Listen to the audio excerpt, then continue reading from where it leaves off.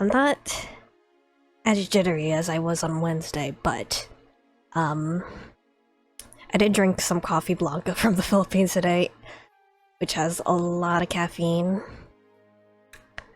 And I'm also drinking black tea right now, which also has quite a bit of caffeine, so see what happens.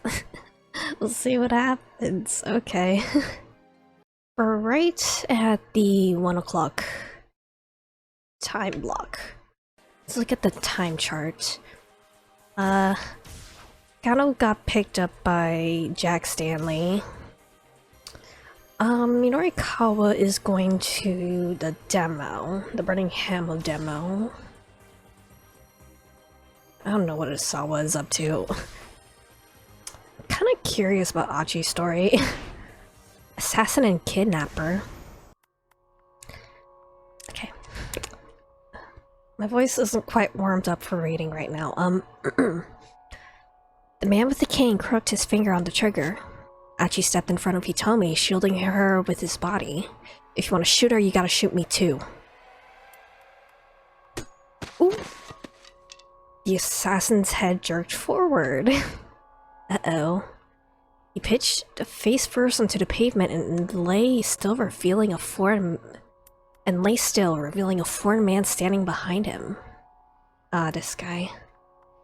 In one hand, the stranger clutched a metal pipe. Hitomi, do you know that guy? Hitomi's eyes went wide. That's the man from the Scramble. The one who told me to go into the van. One of the kidnappers? Why would he help us? I'm not sure. Newcomer fixed his eyes on Achi. Ugh. Hey man. Achi approached the stranger. Not sure what's going on here, but thanks for the assist. Ooh, whoa. The man took a sudden swing with his pipe. Achi barely managed to dodge out of the way. What the hell? Once again, Achi made sure Hitomi was safely behind him. Guess gotta let my fist do the talking. He has a pipe!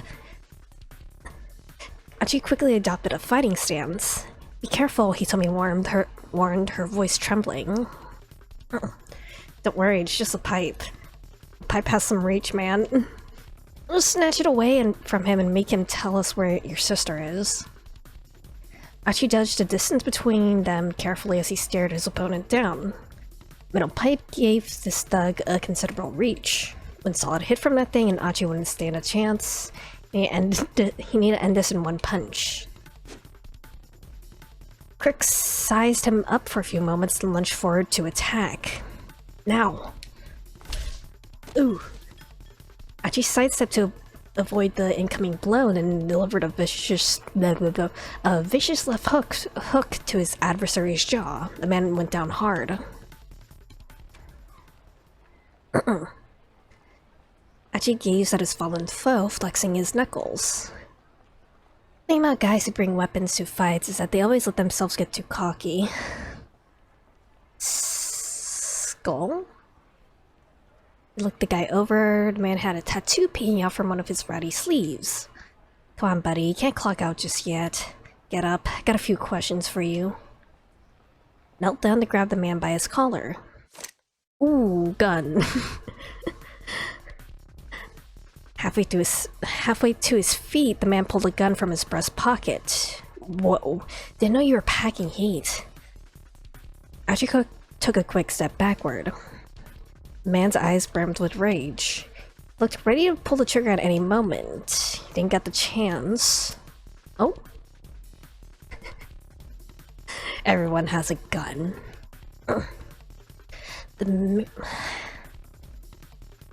Actually, yeah,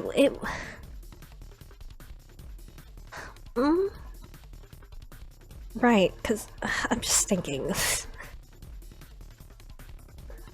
A thought just came to my head, and I'm trying to wrap my brain around it. Because Tateno was personally in charge of Hitomi's safety. That's something I misunderstood from the first time block. I thought it was Kano who's in charge of her safety. No, it's Tateno. And I think they said that this pistol was like standard for like detectives and police and such. But then why would Tatsuno want to kill her? Ugh. Unless this is like a really elaborate ruse in order to keep her safe? I don't know. I don't think that makes sense though. I don't know. I don't know. The man with the cane had regained consciousness. Back on his feet, he trained his own gun on the foreigner. The foreigner quickly shifted his attention to the other gunman. No, you don't. Kicked the kidnapper in the hand as hard as he could. The gun went flying from his grasp. A little snarl, the man took up the metal pipe again. Rather than go for Achi, however, he charged the man with the cane. What the? Watched in astonishment as the two men grappled. Get out of there. Yeah. Now's our chance. Grabbing Hitomi by the hand, Achi broke into a run. Why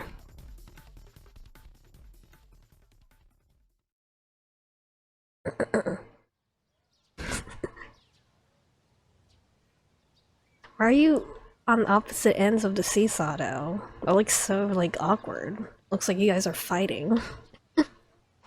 You don't want to talk to each other. I guess they need to balance out the seesaw. Also, they could just sit on a bench. Okay. They ran for a long time, finally stopping to rest in a quiet municipal park. As they sat, catching their breath, Achi sensed a new tension in Hitomi. She hadn't said a word since their latest escape. She has to die, Achi. It's for your own good. In his mind, Achi replayed what the man with the cane had said. So, Hitomi... Achi hesitated. About what happened back there. Yeah? She sounded like she'd been far gone in her own thoughts. You gotta believe me, I have no idea who that guy was. Never seen him before in my life. He must have been saying that stuff to confuse us, to trip us up. Maybe someone who, like, I don't know. Maybe he knows Achi's dad or something? I don't know. An uncle you don't recognize because you have too many uncles or something. Is that what's been bothering you? Huh? Now it's Achi's turn to go monosyllabic. Well, Achi, you're kind of famous around Shibuya, right? I don't know about that. Way back when, he'd been the leader of SOS. Nowadays, he was just some guy who picked up trash. There's nothing to brag about. If someone's famous, it's not unusual for someone else to recognize them and know their name. So yeah, I was surprised back there, but no matter what that man may have said, I trust you. I mean, look how many times you put yourself in danger to protect me. Tomi sounded pretty resolute. Achi was glad that she believed him, but that raised another question. How come you've been so quiet? Just thinking about things. Like what the man from the scramble might be after. It's true that his actions didn't make a lot of sense. He seemed more interested in taking out the man with the cane than going after you. Right.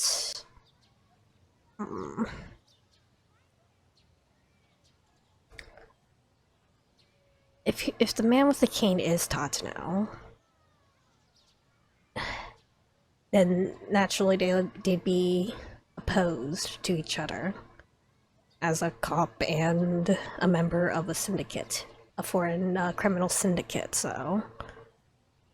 Are they still after Hitomi then? I don't know. I don't know if they're still after Hitomi, if they've given up on her. And they're just going after the police now or something. I don't know. I don't know. Okay. Bad blood between them? Achi let out a little chuckle. If we're lucky, maybe they'll take each other out for us. Felt a rush of relief, reassured that Hitomi didn't doubt his motives. Regardless, though, we had to track down that blue van. The sound of a child's cry came out from behind them. Oh no, Hana. Oh no, Hana. Why would you do that? Oh no, poor girl. Oh god. Turning to look, they saw the kidnapper rushing towards them. He had knocked over a little girl who was in his way. Oh, Hana. No rest for the weary, Hachi sighed. Yet again, he and Hitomi sprinted away. Do you think he took out the guy with the cane? Hitomi's words came out between panting huffs. Maybe. Glanced back at their pursuer. Huh? Is that a different guy? There's someone else with him. They're being chased down by two foreigners. I liked it better when we were just running from one guy with a cane. In a one-on-one fight, Achi was confident he could keep Hitomi safe. One-on-two, though, that was a different story. One guy might get a hold of her while he was facing off with the other. He had to make sure that they lost these creeps no matter what. Keep out, okay. I'm upset that Hana got pushed over. Poor girl. She doesn't deserve this shit. She doesn't deserve the fact that her dad is dumb and in debt. Yeah, I feel like she's just having a very bad day. They're being pursued by a foreign syndicate, and Kano's story doesn't start until 5 minutes after, so I think Kano's story might have something to do with it. Since they're, I guess they're pursuing the criminals with, Jack Stanley. What a great name. To the syndicate's hideout.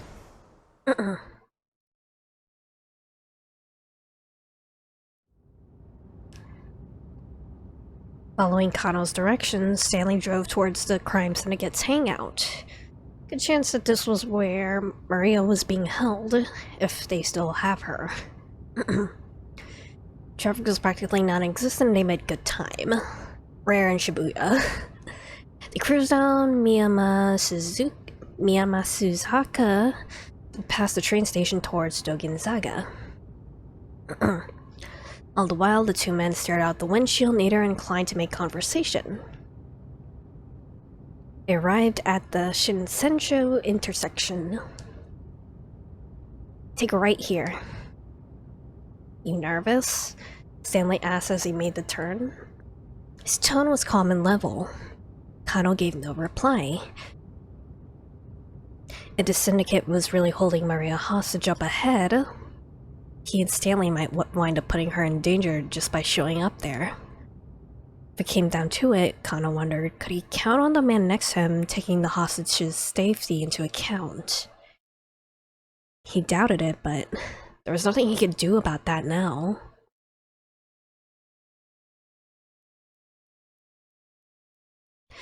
They arrived at the syndicate's hangout sooner than Kano had anticipated.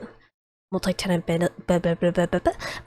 building in Yomigaya, south of Yoyogi Park. Black Lodge. The ratty building looked like it might come crashing down any minute. The Black Lodge sign out front looked deliberately ominous. New to place as a bar frequented by expats from various countries as well as a hotbed of criminal activity. I'll take point, Stanley said. You back me up. Pulled a handgun from his suit pocket. His compact Glock, a model frequently used by the FBI or CIA. Glock 17, a semi-automatic pistol developed in Austria for police and military use. Notable for its incorporation of large amounts of polymer in its design. Certain Hollywood film include a line of dialogue claiming that the Glock would not show up on airport X-ray machines, but since the gun barrel itself is made of metal, this is assuredly not true. FBI or CIA? CIA. Federal Bureau of Investigation. American Investigative Bureau, developed by the U.S. Department of Justice in 1908, has authority in matters involving crimes that cross state lines, as well as threats to public order, such as espionage and terrorism. Conducts its activities within the United States. Central Intelligence Agency, one of the principal agencies of the U.S. intelligence community, reporting to the Director of National Intelligence, possessing considerable budgetary resources and a vast network of highly trained personnel. CIA carries out intelligence gathering and covert operations primarily overseas, so this guy's probably CIA then. In recent years, the organization has been devoting major efforts to counter terrorism. Okay. Kano drew his own gun and the two cautiously made their way inside. Uh-oh. They immediately heard some sort of ruckus from beyond a wooden door at the far end of the hall. Please don't tell me. Don't let this be what I think it is, Kano thought to himself. Sweat beaded on his hands as he gripped his gun tighter. He heard the sound of gate glass shattering. Then came the sound of something heavy falling to the floor. Maria? Ignoring Stanley's previous order, Kano rushed ahead, kicked down the door, and stepped inside. Uh-oh. Whoa. He walked right into a massacre, holy shit. Nearly a dozen bodies sprawled out across the floor. He thought he recognized them all. The men who participated in the repeated attach case handoffs. Ooh. Each appears to have been stabbed to death, so not shot. I guess if they were shot, it would make too much noise, so... Oh.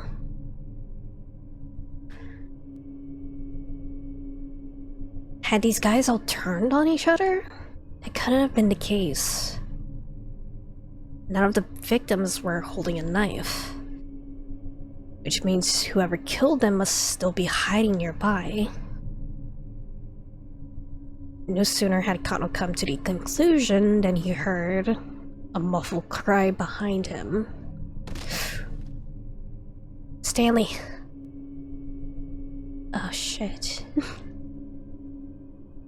What's happening? What's happening? What's happening? Who has a knife? I don't know who has a knife. I don't think we've seen anyone with a knife at all. Only guns and a pipe.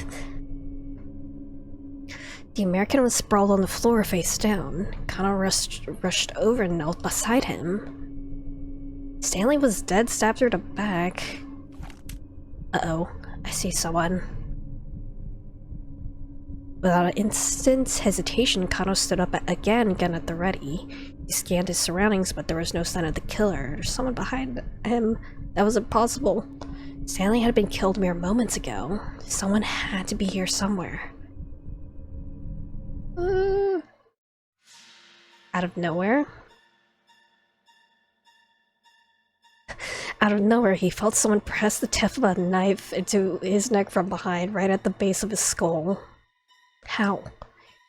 He hadn't noticed anyone coming up on him. There wasn't even anyone else around. No one but the corpses scattered across the floor.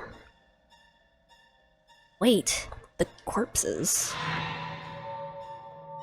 Hadn't checked them. Hadn't checked to make sure they were all dead. Yeah. His last thought, he realized that it had been his fatal mistake. Who's behind? A lady? Or, I don't know, someone with long hair?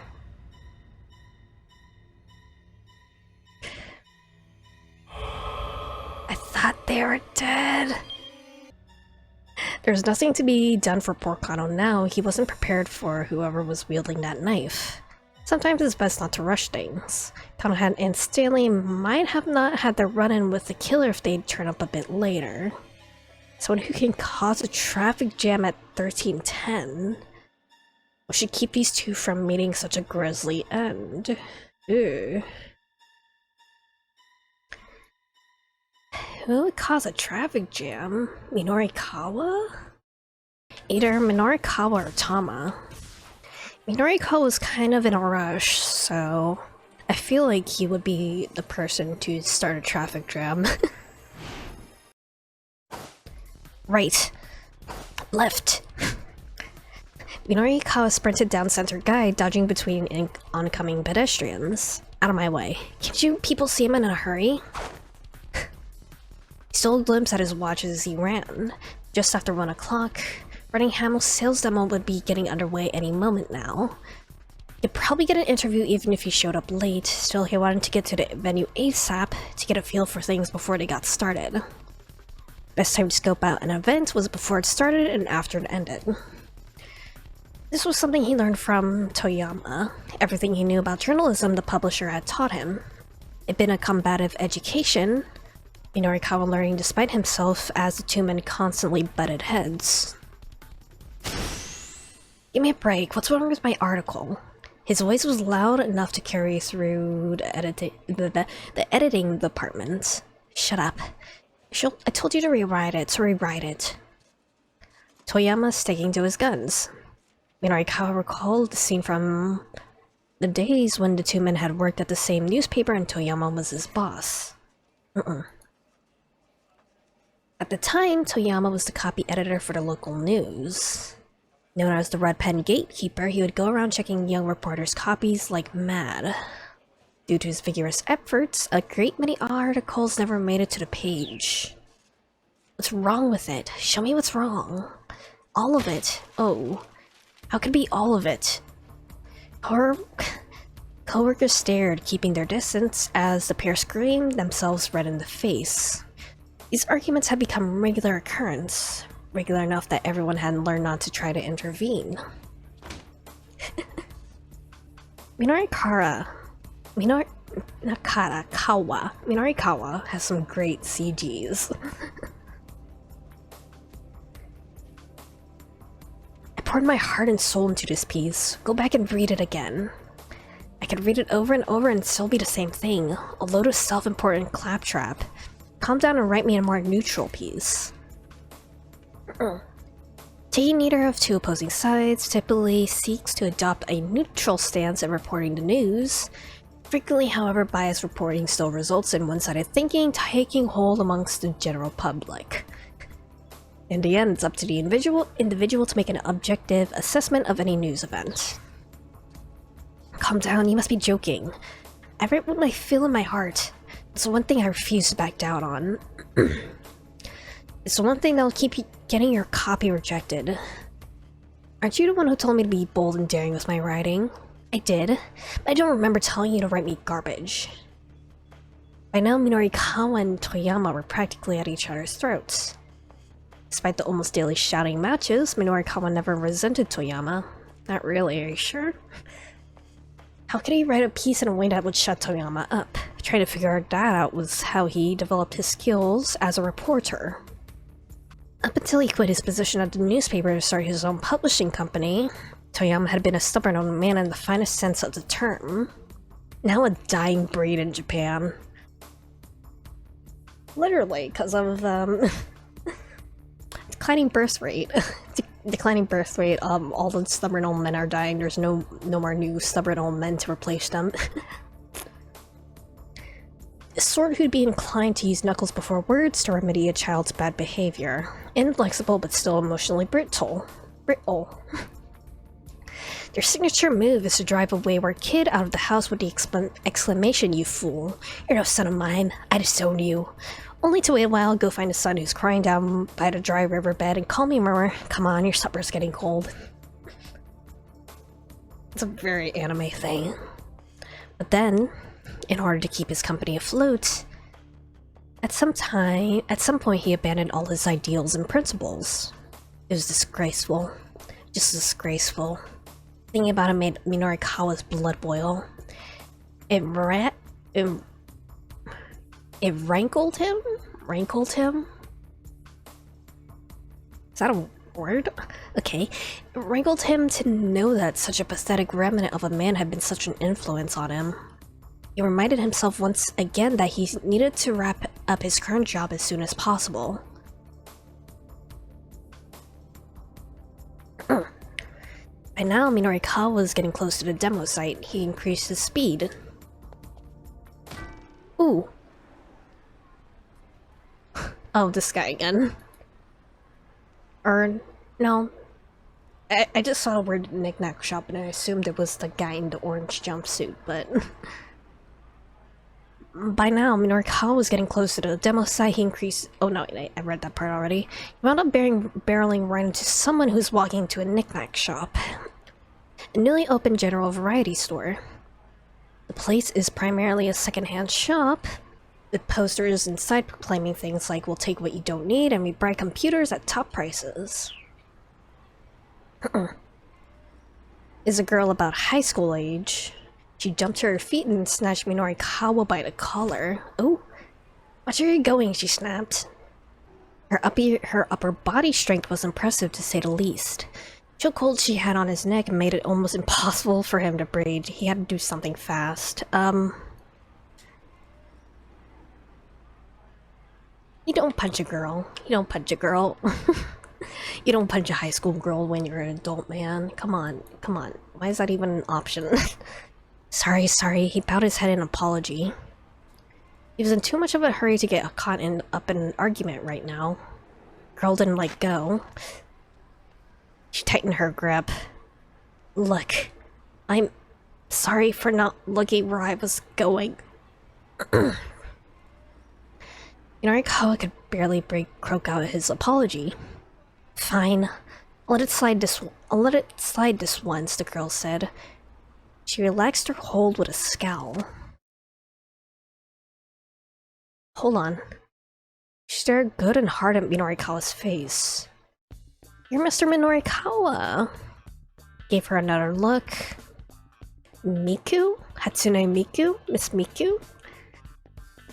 "Yeah. Oh, you do remember me." She smiled with delight, apparently forgetting that she'd just been wringing his neck. "How long has it been?" she asked. "About 5 years? You're still doing your bonsai stuff?" "Nah, I gave that up." Been Japan's bonsai champion back when she was in middle school. Lately customized elderly hobbyist, but recently the art is attracting more young people, as are other aspects of Japanese-style interior design. Varieties of cherry and maple, smaller than normal bonsai, are becoming popular with practitioners, as are fruit-bearing trees such as plum-leaf apple. There are even spherical balls of soil covered in moss shaped to look like cute little miniature planets, with plants growing all over their surface. One day, local delinquents had vandalized dozens of Miku's bonsai pieces. Minorikawa had met with her when he interviewed her about the incident.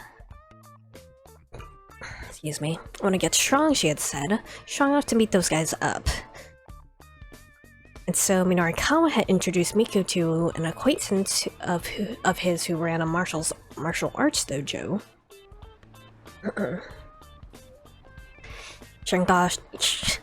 You sure gotten strong, alright. That's the sort of gal I am. Miku handed him a flyer. Oh, it read, "Ladies Mixed Martial Arts Pub Bride." A show pub that began as a side venture for a group of female mixed martial arts fighters who were facing financial difficulties. Octagonal ring inside the pub, and rule states that anything goes between the young women who fight inside. Customers are able to take in the fights while enjoying their drinks. It just brings to mind the weird cat fight thing from I think it was like Yakuza 0, maybe also in Kiwami. Actually, I think Kiwami had like... It's kind of like that. It was kind of like the cat fight stuff, except it was like bugs, or like, I don't know how to explain it. If you've played Yakuza 0 and or Kiwami, you probably know what I'm talking about. Present this flyer for a free drink. Place where you can watch girls fight in the ring while you have some drinks, Miku said. That sounds pretty fun, actually. Feel himself being pulled in pulled in all the wrong directions by the prospect. Should come see one of my matches sometime. I'm the reigning champion. Miku beams with pride. You're the champion? Good thing I apologized when I did. Definitely have to swing by sometime soon. Right now I'm kind of a hurry though. Sure, catch you later then. She headed into the shop as Minori Kawa rushed off towards the sales demo. At long last, he arrived at the Nokani building where the event was being held. Burning Hammer. While by the elevator was plastered with posters about Burning Hammer. Get it or regret it, I've seen it in magazines. 100% weight loss guaranteed. Blatantly false advertising. Messaging was kind of a mess. Felt like they've been thrown together at the last minute.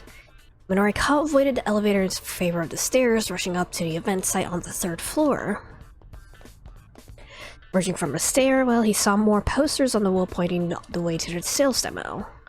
Followed the arrows to a room deeper within the building. Opening the door, he saw about 50 chairs, most of them occupied by female attendees. There's a stage set up at the far end of the room, but no one was on it. The event had yet to begin. Quickly looked over the crowd. Half of the women were somewhat elderly. All of them looked like they could stand. Lose some weight. For some of them, at least, the ship. Crowd gazed at the stage with rapt anticipation. A beverage that allowed you to eat plenty and still lose weight was definitely an appetizing proposition. Something like that really exists, though. Well, Minori Kawa was just gonna have to wait and see. He did his best to get his mind into journalism mode. Ladies and gentlemen, and non-binary alternatives. Terribly sorry to kept you waiting. At the presenter's cue, the cat mascot appeared and took the stage. Broke into applause. Uh-oh. After waiting patiently for the applause to die down, the cat produced a small box from which she slowly pulled a pendant set with a blue stone. Huh? Certainly wasn't a diet drink, whatever it was. Minori Kawa wasn't the only one who quickly realized this wasn't a burning hammer sample. After staring for a moment, the rest of the crowd began to fly into an uproar. Quiet! The cat shouted. Taken aback, the crowd quieted down. Cat held the pendant up high so everyone could get a look at it.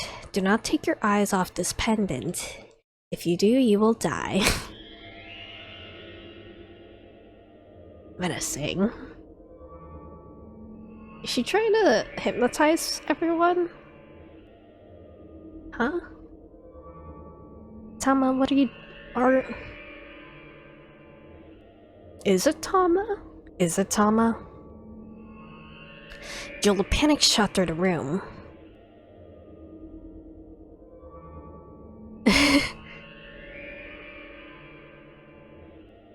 Slowly the cat began to swing the pendant back and forth.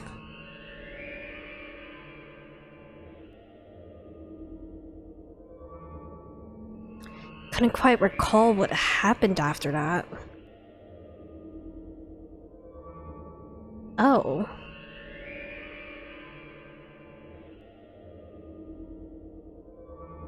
Definitely hypnotism.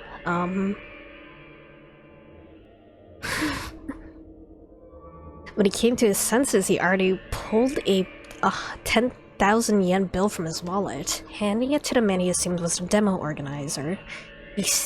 Ooh, cultish. This is weird, this is cultish. In exchange, he received a pendant the same as the one as the cat had been holding. I feel like this is about to hit a bad end.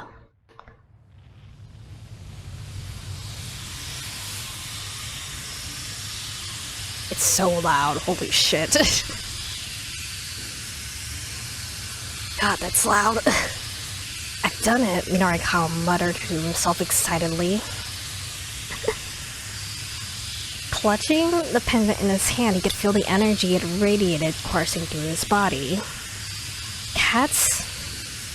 It's so loud, holy shit, I need to turn my volume down. Cat's monotone chanting from the stage sounded in his ears like a chorus of angels. Overwhelmed by a feeling of ecstasy he could scarcely contain, Minarikawa repeated his words to himself. I've done it. Be the greatest writer the world has ever seen. Articles will stir the emotions of the entire human race. They'll laugh, they'll cry, tremble with fear, will jump for joy.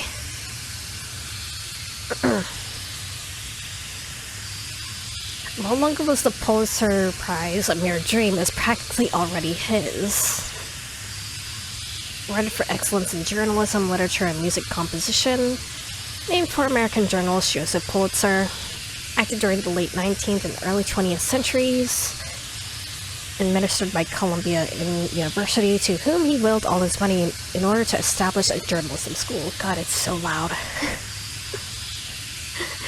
3 Japanese photographers have been awarded the prize in the past: Yasushi Nagao, Kyoichi Sawada, and Toshio Sakai. Minarikawa he needed to tell someone how excited he was. I feel like we're about to hit a bad end. This miracle he attained, he wasn't going to just squander it on himself. A journalist of his stature needed to share what he knew with all of humanity.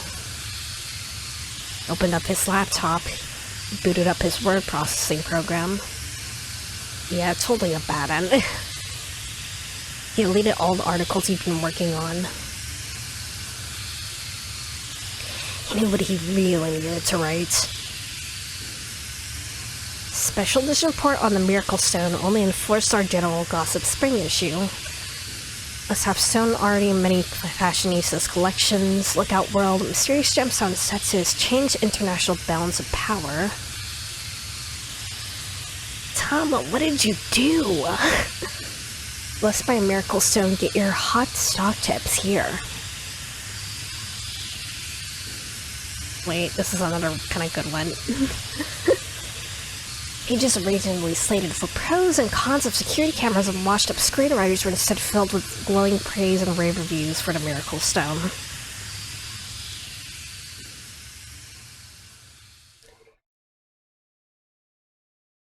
It's quiet.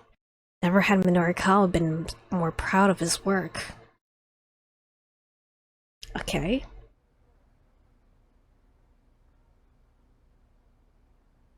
Back at 4-star General Gossip headquarters, Minarikawa handed his articles to Toyama, who was sitting glumly at his desk.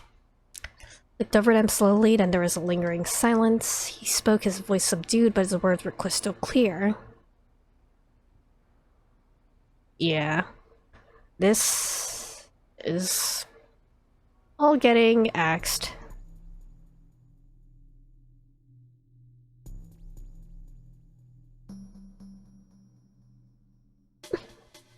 Axed.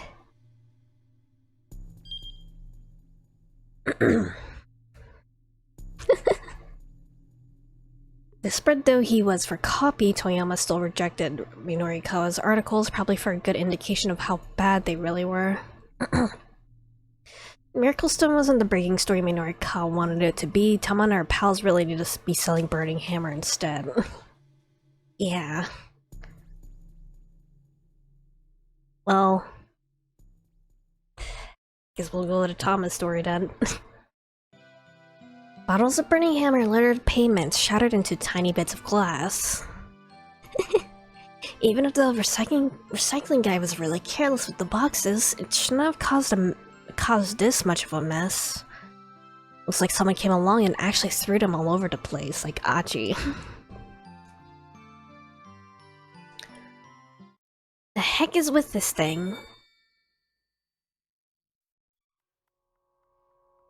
I toss away the Miracle Stone, which has clearly brought me only bad luck.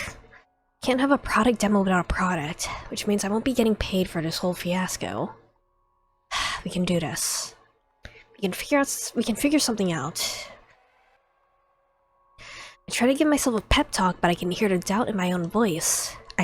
I try to brainstorm anyway. Finding inspiration is like trying to squeeze blood from a stone. I rack my mind for the best course of action, and at long last I arrive at a conclusion. Somehow or another I'm gonna have to sell some burning hammer. Just keep them in the boxes so they don't have to see that. That's so scummy, but you can just keep all the broken bottles in the boxes and sell them by the box. That's scummy as hell, but desperate measures, you know. I would not advise doing that in real life because that is scummy as hell. But yeah, that is a possibility. Somehow or another, I'm gonna have to sell some burning hammer. The flyers have already been handed out. People have come to the demo expecting to get burning hammer. I may have to put it into some new bottles and possibly water it down some. But getting this stuff sold is my only option. Okay. My eyes light on one of the cardboard boxes and I notice an odd mark that's stamped on it. Wait a sec. I've seen this before. What? I recall something Cheery said earlier. This is the sort of thing they'd sell in a 100-yen shop or something.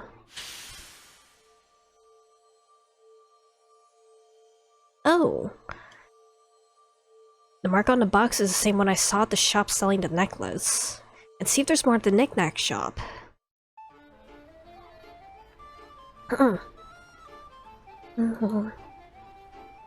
Guided by this ray of hope, I head for the knick-knack shop as fast as I can run. A glimmer, a sliver, the ever-dwindling light in the distance. Point is, there's not much. Oh? As soon as I reach the main road, I crash right into someone. Hi, Churi.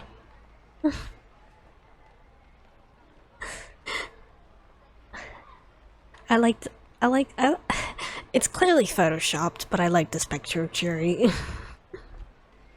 Oh hey, did you find it? She makes it sound like it's not really her problem. Not yet, but I think we can stock up at the 100-yen shop. Words are hard to get out when I'm panting as hard as I am. Let's just stay calm and go let the boss know. Got it. Leave it to me. Churi nods and I break back into a run. Eat.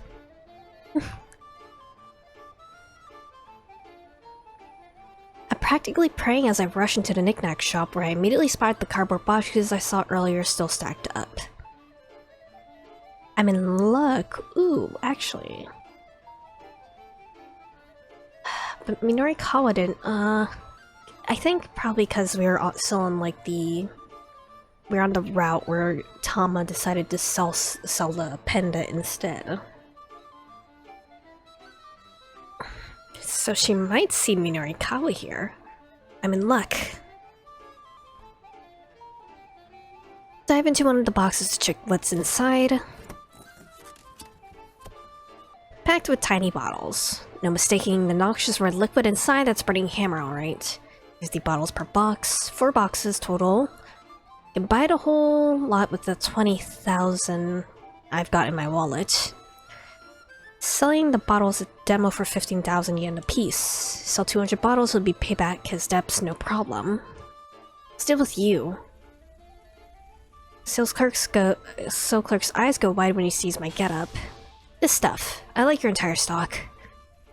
Makes an awkward face. It's already been sold. All of it? Nobody in their right mind could possibly want all of this. All of it, I'm afraid. I'm not gonna roll over that easily. Whether I earn that extra 20,000 or not binges on whether or not I can get this stuff. Gotta help me out. That's out of my hands. Get in touch with the buyer, tell him I'm willing to negotiate. It wouldn't be an issue, but Would you mind waiting for a moment? She said she'd be by ASAP. Oh, Miku. It's Miku. Even as I'm speaking with a sales clerk, a girl wearing a hoodie comes in. She's got a tiny frame and a doe-eyed face. Come to pick up something I reserved. This must be the customer the clerk was talking about. Please pardon my intrusion, but would you be willing to let me have these diet drinks? I bow extra deep and my costume head wobbles all around. Huh? Pay you double what they're worth. No can do. I've never seen this brand before. I'm super curious about it. Surely you don't need this many though. I do. I make my living with my body. This is about how much I'll need. Oh wow. What sort of work do you do exactly? I'm a martial artist. I found a place called Bride. You might have heard of it. It's one of the more popular hotspots in Shibuya these days. I know a place that the sales clerk says, brimming with sudden excitement. Pub is where they have cosplay martial arts competitions, right? What are we talking about now? It's Bride. I've seriously never heard of the place. A nightlight spot where ladies cosplay as anime characters, but they fight for real. I've been wanting to check it out, but they've hit their membership cap. At present, the exclusive Bride has already exceeded its allotted number of members, and is not accepting new ones. Given the buzz about how both the costumes and the fights are really something to see, memberships that are auctioned off online command quite high prices. Okay. So then, you must be pretty strong, huh? I mean, I may not look it, but I'm the current champion. Bill proudly adopts a fighting stance. Would you accept a challenge from me, I ask? Challenge? If you win, you have to let me have all of this. Bill breaks into a confident smile. Hold on. There's so many good CGs in this game. God damn. Do you have any idea who you're dealing with here? I tend to find out. Oh wow, the sales clerk exclaims. I've just gotta see this. I'm glad to have him egging us on.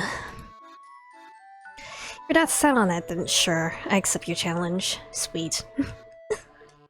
We've established our terms. This burning hammer may yet be mine. This girl cracks her knuckles, clearly eager for a fight. Gotta win this. Somehow or another I got to. Toma's perfect for like cutting out and making into memes, I think.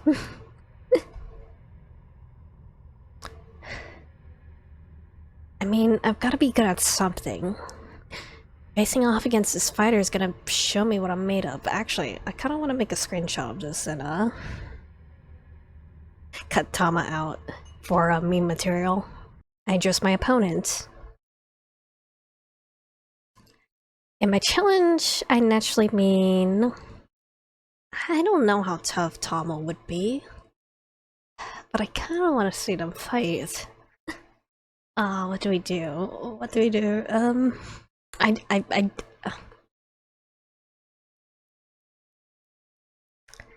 want to see how this turns out. Girl grins nice and wide like she's been waiting to hear me say that. I feel like Tama's about to get wrecked. Oh, baby. Name's Mika, by the way. Challenge accepted. Ah, she has boxing gloves. I think Tama's about to get absolutely wrecked. Miku and I march out of the shop. Out on the pavement, we stare each other down. It's Miku. If you win, I'll let you buy the burning hammer, but if I win, I get to keep it and you have to pay for it. Huh? Isn't that a little unfair? If I don't like it, then it's no fight, no deal. I don't have time to rethink this. Alright. Ready whenever you are. The little wrist shadow boxing, throwing up a repeated 1-2 combination. Training technique for boxing. Practicing strikes, guards, and evasions against an opponent who isn't actually there. What's the deal? Something going on? It's a street fight. A number of people pass by, including a businessman, a couple, as well as some pretty gruff-looking fellows. And some of them stop to form a small crowd. Ooh, Achi... Okay, Achi Endo Hitomi Hiyosawa passed by while running away from some mysterious foreigners. Let's get that keep out of the way then. Get rid of that yellow tape. I don't need that. I don't need that. As luck would have it, they soon found a crowd in their path, backs turned towards them. Excited voices rose up from the throng. What's the deal? Something going on? It's a street fight. As the name implies, takes place on the street, typically using bare hands and no weapons. Even a bare-handed fight can result in serious injuries though, which is why they're pretty legal. Clutch Hitomi's hand, gun tight. Whatever you do, don't let go. Without a moment's hesitation, he plowed his way through the crowd. Hi, Tama. Bye, Tama. Emerging on the far side of the gathering, Achi saw the main road ahead. Wait, so it's like a straight-up fight, just the real answer? Okay, I guess so. Cars were zipping past by in a steady stream. I guess the street fight is canon. I hope Tama doesn't get hurt, though. I don't want her to get hurt. I don't want her to get hurt. What do we do?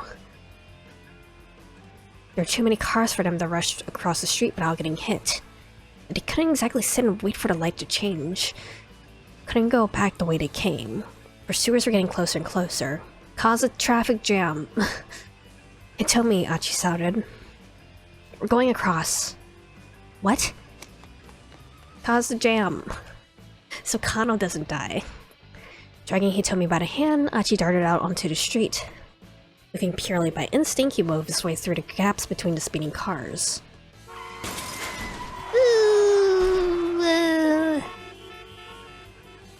While they were halfway across, the car slammed on its brakes to keep from hitting them, causing several cars behind it to crash into one another.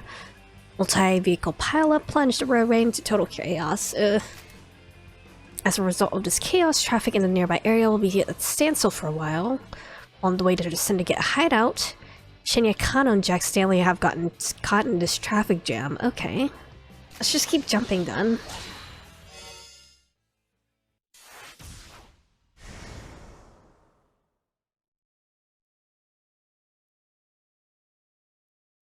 Car moved at a glacial pace towards the crime syndicate's hangout. Stanley pounded his fist on the steering wheel in frustration. And no sooner set out than the traffic slowed to near a standstill. Despite the occasional lurch, it never crept above a crawl. Sucks.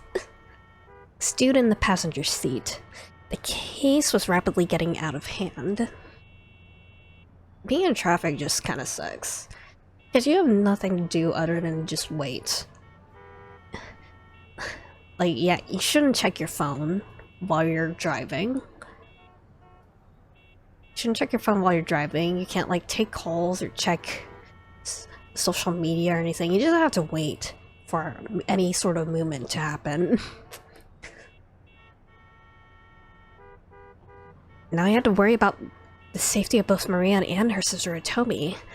Never mind the fact that Detective Tatano had also gone missing. Too many unknowns, too many uncertainties. His unease was growing unbearable. Tatano hasn't radioed in, and like, we can't reach him from our end either. Because these words kept echoing inside Kano's head. What could have caused Tatano to drop out of contact? Someone had gone after Hitomi while Kano and the others were busy trailing the attached case. Could Tatano have been... Couldn't it be? Kano was sure that Tatsuno would have done whatever was necessary to keep Hitomi safe. Broke the long silence. What's on your mind? Still thinking about that call from Kuze. Kano didn't answer. Worrying about that other detective, the guy couldn't even protect one girl. Not exactly a ringing endorsement. Don't you talk about Detective Tatsuno that way. I'm concerned about Hitomi Osawa, but the missing attached case needs to come first.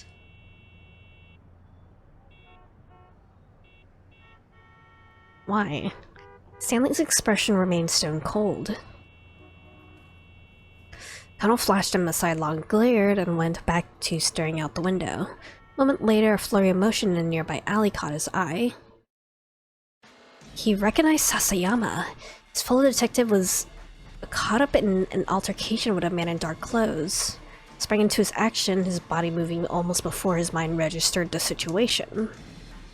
Flinging the door open, he leapt out of the car. Wait!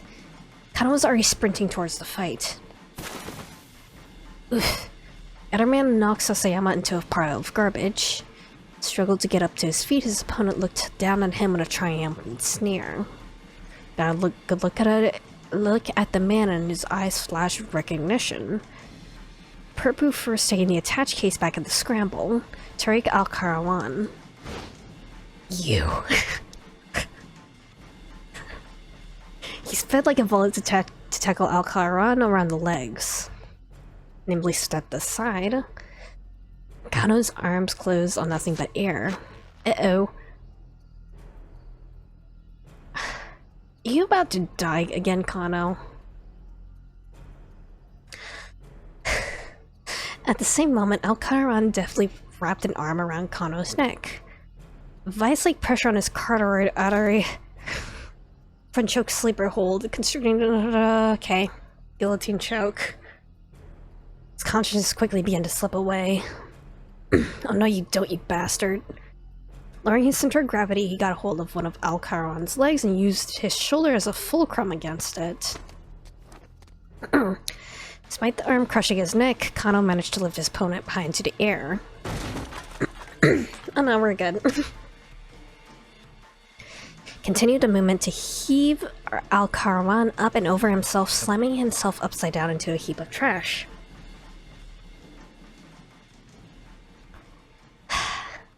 Strolled up to the aftermath of the struggle. Got the brawn part down, he said. Need some work on the brains. Al-Karawan was sprawled out on top of the mound of refuse. He'd been knocked out cold. Sasayama coughed and sputtered.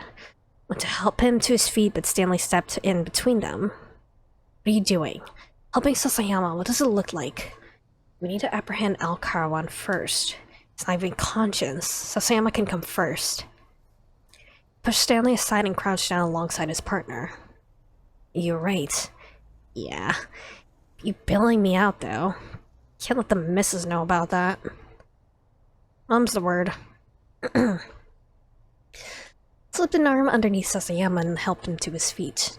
Managed to find a guy who had the attached case, but when I tried to arrest him, this fella came out of nowhere and attacked me. Flashed Al-Karawan a nasty look. So here you go again, disobeying direct orders. What's the deal with Japanese police anyway? Sasayama gave Kano a puzzled look, jerking his thumb at the American. Who's this guy? Long story. He filled Sasayama in on the situation. Enough chit-chat. Hurry up and cuff this guy. Knelt down by Al-Karawan's unconscious body, flipped him over, and proceeded to cuff his hands behind his back. Yeah, his tattoo again. What's this? A scorpion? Yeah. The unconscious man had a tattoo of a two-headed scorpion on his left forearm. Strode over. You find something. This guy might be the ringleader. Seeing the image had reminded Kano of something he heard back at the headquarters, that the head of the foreign syndicate had a scorpion tattoo. He relayed this information to Stanley. Called up Kuze. You'll be happy to know the guy with the attached case is still at large. Apprehending the ringleader at this point shouldn't be an issue. One of your so very capable subordinates gave us a big step forward in the case here. Wait a second. That was sarcasm, wasn't it? You can escort this guy back to the precinct. Think how very capable I am. Bella's phone vibrate. Romy. Hello? Stanley had him a little on edge. It's me. It was Shizuo. Damn it. He did not have the time for this right now. If he just hung up, he might be in even deeper hot water.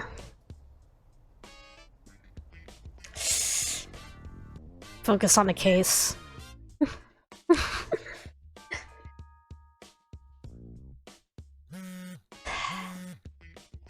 Probably rang again.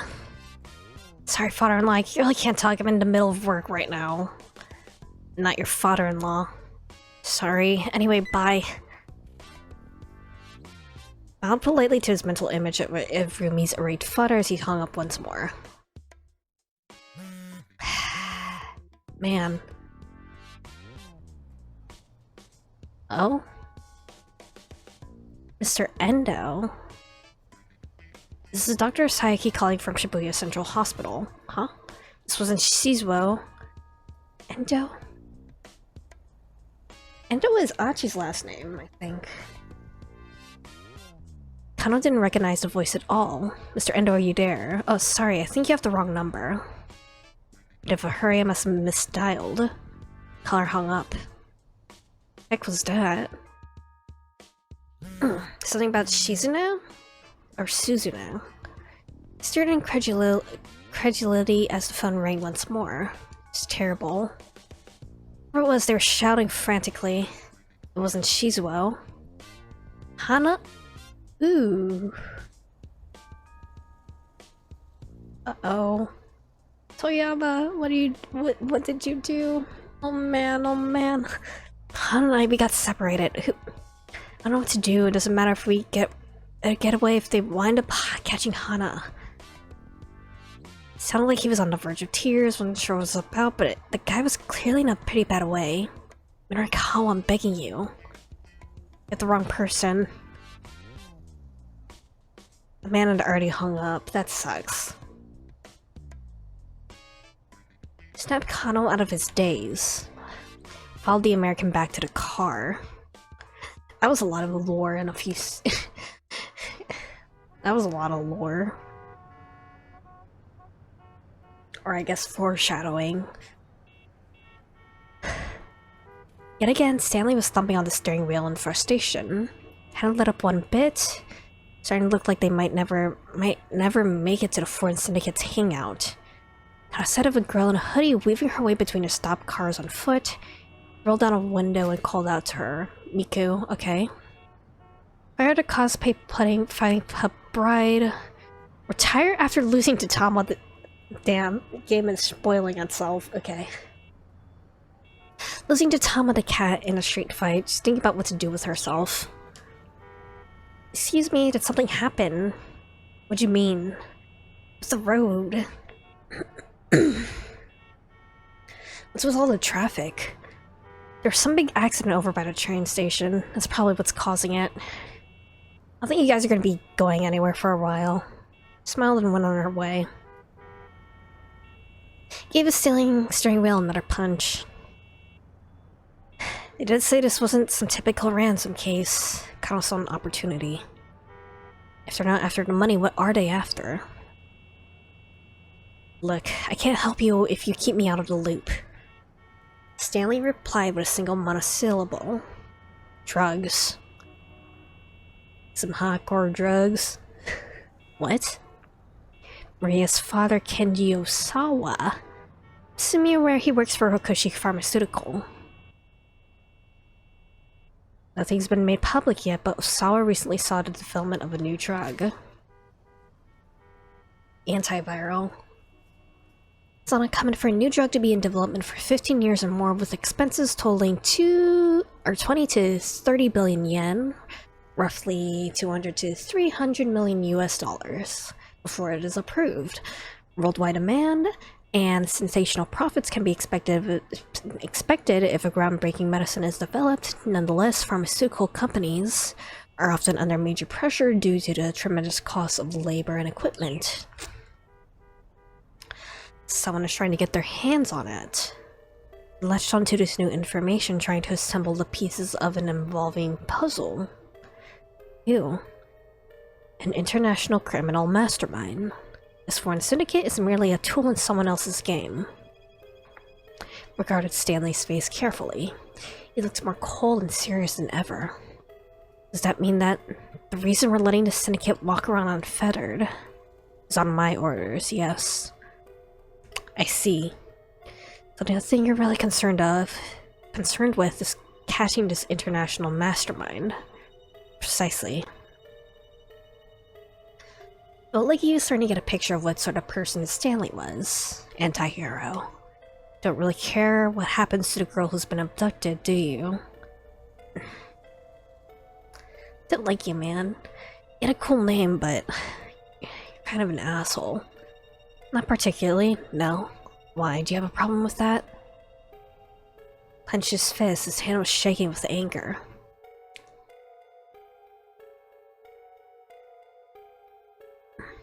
Dictum 8.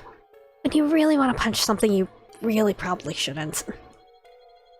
Recited the words inwardly like some sort of desperate mantra. If he didn't manage to calm himself down, he was liable to slam his fist right into Stanley's face.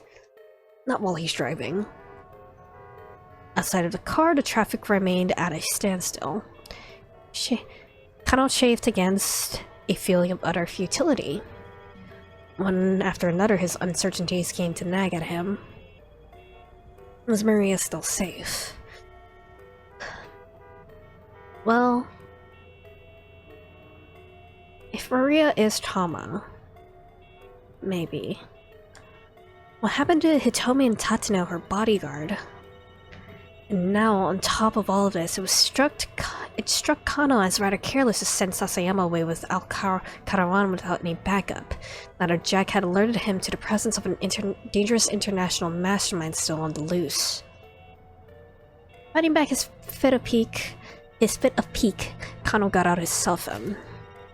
Something impulsively out of irritation, resentment, or the like. Similar to doing something in a huff.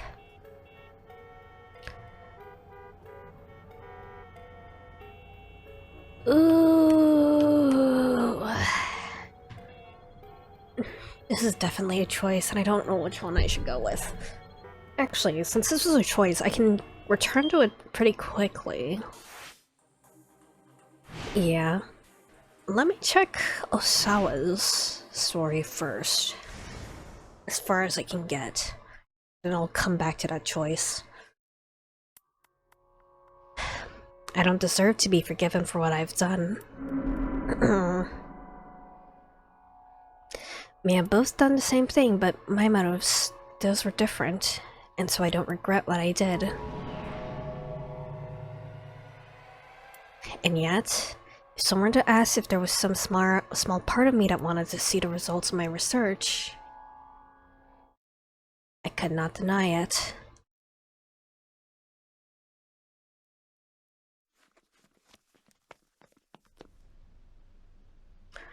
Sawa grabbed his shoes from the entranceway and headed for the back door. He didn't want the detectives in his living room to know he was going to meet with Makino.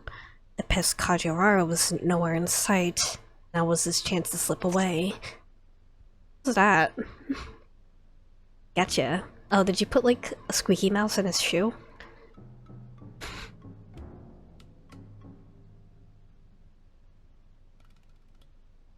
So many good CGs in this game. Speak of the devil, Kajiwara had snuck up behind him. Are you going out? No, I was just... Yep. So felt something inside his shoe. Glancing down, he saw a rubber duck stuffed inside it. Is practice you're doing? A little booby trap, or rather, a ducky trap. Type of lethal trap used during wartime to catch clumsy or unaware soldiers' boobies. Boobies. Catch the boobies. In modern parlance, however, the term frequently signifies a harmless prank, such as setting a blackboard eraser atop a classroom door so it falls on top of the head of whoever opens the door. You know, you act like a grade schooler. Indeed, sir. I'm a grown man with a youthful heart. Leave it to Kajiwara to yet again miss the point entirely. Rosayo saw I tossed a duck at him, caught it nimbly in one hand and stuffed it right into his pocket. I won't tell you that you aren't allowed to leave, sir. All I ask is that you tell me where you've been and where you plan on going. My work is highly confidential. I'm not at liberty to discuss just anything about... Try to work with me on this one, sir. He leaned in uncomfortably close. Do you recall what I said before? About how I'd appreciate if you didn't keep secrets from me? Hesitated, inwardly debating on how much he should share. I don't think Kajiwara is a bad guy. I think he's just a little bit weird and awkward. But I don't think he's a bad guy. I'll tell you, just leave me in peace. One of my colleagues is waiting for me outside. Who is it? That's all I can say. Could you tell me a bit about what you'll be discussing? His eyes twinkled with suspicion. Can't share corporate secrets, detective. Don't tell me anything about the state of your investigation. It goes both ways. Might have been childish reasoning, but it worked on Kajiwara. Alright. In that case, I just have one condition. Take this with you. Something that looked like the small that's not small. But I guess it is 2008. Looked like a small transceiver from inside his coat. It's a bug tracker. Will beep in response to a nearby listening device. Just gonna meet someone from work. I don't need this. The bug tracker fell from the floor. Mustn't underestimate the lengths to which these kidnappers might go. For once, the detective's face was all seriousness. Alright, fine. Snatched up the device and headed out the door.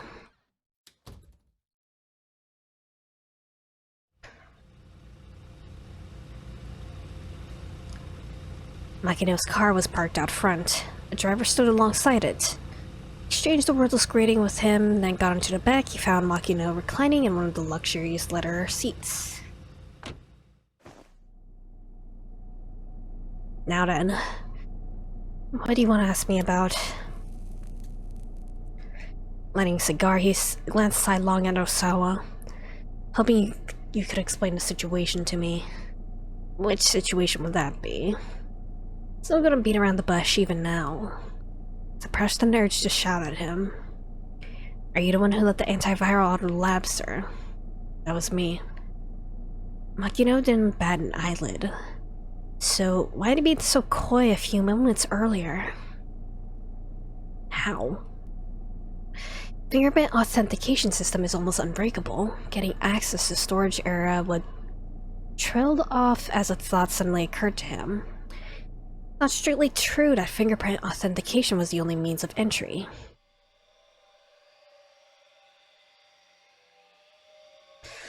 Let's set up passwords as a failsafe in case an injured fingertip somehow prevented them from operating the scanner properly. 10-character alphanumeric strings, no one could just haphazardly fumble their way in. Send a request to electronic locks manufacturer and ask them to unlock it then. That required the approval of 6 board members. Osawa was one of those 6 people.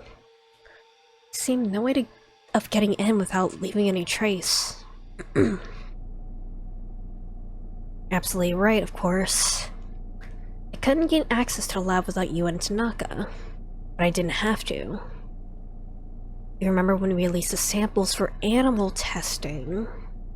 Couldn't be. Could. Had them divert some of the samples and test intended for animal testing. That didn't leave any record of anything being taken from the lab. It is left hard. Cannot but feel betrayed by his company. Why? Let out a nasal one-note chuckle. Don't seem how to grasp how valuable this thing really is. What do you mean by that? There's a major world power out there that has already weaponized the UA virus. Can only assume it's the foreign syndicate. For a moment, Osawa thought this was just a sick joke, but the look on Makino's face told him otherwise. It was recently used on a military installation in the Middle East. In 12 hours of dispersal, there were at least 800 casualties. If you include civilians, the number jumps to over 2,000. Any evidence of the disease agent and the bomb that delivered it has, of course, been covered up. Listened in amazement, his outrage that any government would commit such an atrocity, not suppressing his excitement at discovering that the virus could be propagated by explosive means. Felt a flush of guilt at his own fascination. Uh-oh. There was a car bomb that went off in, like, the intro to the game. That's a little bit concerning. The antiviral you created, Osawa, has the potential to render this weapon useless. Right now, Akoshi Pharmaceutical possesses the sole means to combat UA. Makino's lips curled into a boastful grin. Any number of countries would love to get their hands on it. The major power in question has offered an unprecedented sum. That's hardly a surprise. Having a monopoly on the antiviral makes the weapon itself much more valuable. Oh. They want the antiviral. Okay. They want a monopoly on the thing that... Okay. That makes their weapon useless. Okay.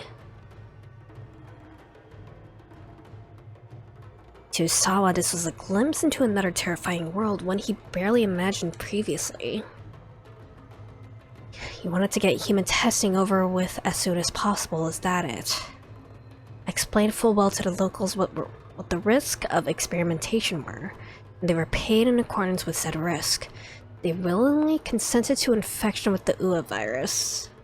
Sophistry, nothing more. Used money to deceive a bunch of poor farmers. Come on, Osawa. It's being disingenuous now. I eyed him with contempt and let out another puff of smoke. I know you, Osawa. I know you're not really concerned for a bunch of hick farmers. All you care about is your research. The thing that's really nagging you right now is that someone went ahead and did the final clinicals without you. Spare me the ridicule, sir. As a virologist, I have a moral duty to what? Go to the media with this? Do you have idea how much money the company has thrown at your lab to keep it up and running? Sawa's lab has incurred expenses of roughly 30 billion yen in developing the antiviral. Koshi Pharmaceutical spends approximately 200 billion yen per year on research and development. Osawa's work is the single most costly element of that budget. Well, yeah.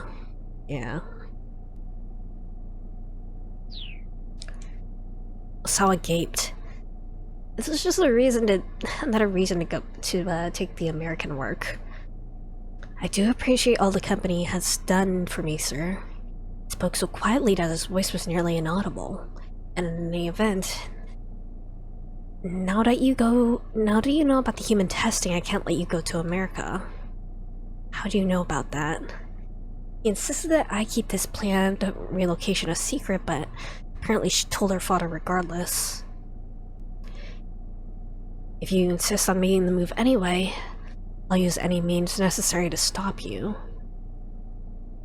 Any means necessary?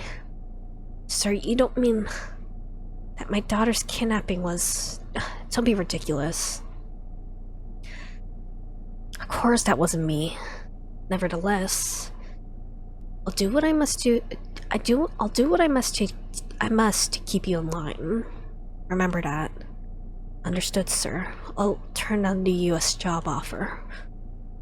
Heard his own voice like a thin drone of a tiny insect. He felt utterly powerless. Can't simply take your word on that. Do it now.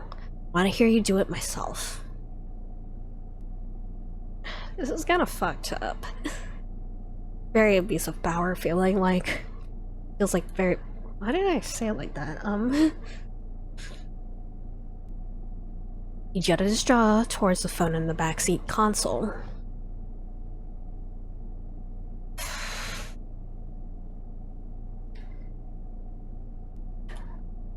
These are like some tough choices. Couldn't just wait just a bit, sir. Still find a way out. You already know what my decision is. Didn't reply, he simply stared at the telephone. Felt like an insect who had all his legs plucked off. You need to think about your wife too. Barely above a murmur. Realizing that his boss was speaking as Ai's father, couldn't bring himself to resist further. Maybe it wasn't actually a choice then. He reached out for the phone. Be around 10 p.m. local time for the American firm. Call his contact's personal phone. Headhunter was shocked to hear that Osawa wanted to decline the position. When he pressed for reasons behind the decision, Osawa hung up. Visibly relieved, Makino lit up a fresh cigar. There's one thing I don't understand. Smoke inside the vehicle had gotten extremely thick. Please roll down your windows when you smoke. If someone has this top secret information, why wouldn't they threaten the company as a whole? Why send those emails to me personally? Not sure. There's an internal investigation already underway. Find the source of the leak soon enough. Wasn't sure knowing who originally leaked the info mattered all that much to him. If you beg my pardon then, sir. Put his hand on the door handle. High-pitched chirps sounded from his pocket. Picked up a signal. Is that your cell? Oh yes, that's mine. Out of the car and reached into his pocket. Is everything alright, sir? Still waiting outside the car, he leaned towards Osawa looking concerned. Was it you? Stepped close to the driver. Did you send me those emails? Don't play dumb with me. You're the only person who have planted a listening device on a company car. What are you after? What are you... Who told... What is happening? Slid back into the car, clutched the bug trapper as hard as he watched the vehicle pull away. Definitely on the car then.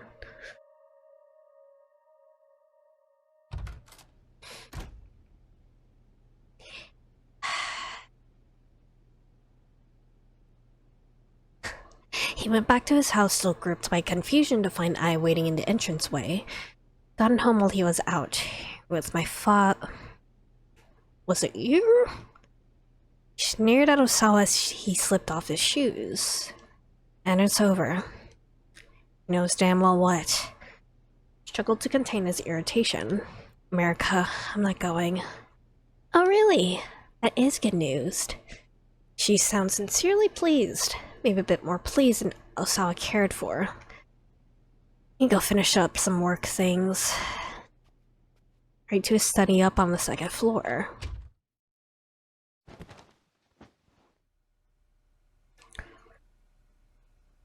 He threw himself down in front of his computer. I wonder if it's I who like set up the listening device and sent the emails or something.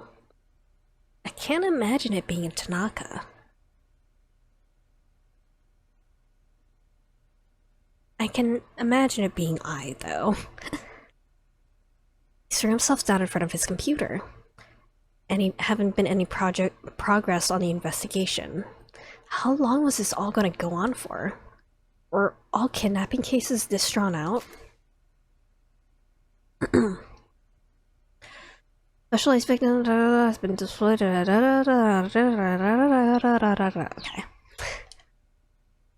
Was growing more and more uneasy. He could barely contain himself at this point. Anything that he could do. He glanced over at his monitor. That's an idea.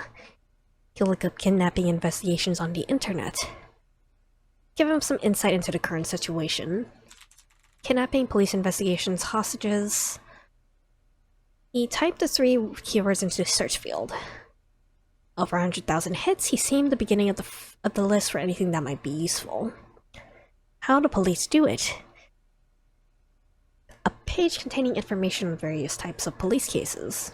Clicked on the link for kidnapping cases and began to read.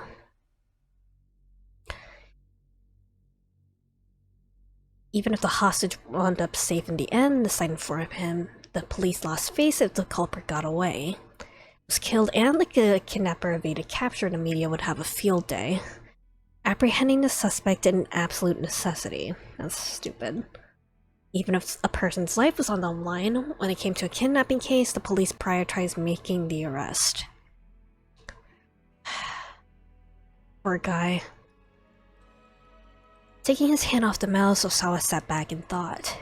He wasn't going to be able to relax until he heard Maria's voice again. But if the police prioritize arresting the suspect, why are they just letting things stay in limbo now? Then they have crooks under surveillance. Couldn't wrap his head around that. Had been able to give him the info he had hoped for at all. Unable to do anything for Maria but wait, he turned his thoughts to how his opportunity to transfer to the US had passed him by. Research facilities in America would have been top tier, but some part of him still couldn't quite accept what had happened. He stole a quick look back at the door, then surfed to the Ayakamiki fan community for people 40 and over. Whenever something was weighing on his mind, posting to these forums seemed to turn his mood back around. He knew that now wasn't really the time to be doing this, but he needed to do something to calm and quiet his mind. Start a new forum topic. Title field, he wrote, Ayakamiki expanding into the US. Still at the height of her popularity, does anyone think it would be exciting if she ventured into the American market? I know I would. She's not the type of artist who deserves to be confined to Japan. Aw. Should be recording an American studio stats by the industry's best. I'd love to see her career really take off over there. Round up getting into a little back and forth with himself. Get a response from someone else soon. It startled him so much he nearly cried out. Like a young child had been caught in some prank. Pulled it from his pocket and took a few deep breaths to steady himself. It's one of his bug to study as well. I'm surprised it didn't go off earlier. Unless they just started listening. He walked towards the center of the room. What direction was the signal coming from? Towards the window. Here, maybe? To his desk? Here, too? Bug tracker is picking up signals from all over the room. That many listening devices planted in here?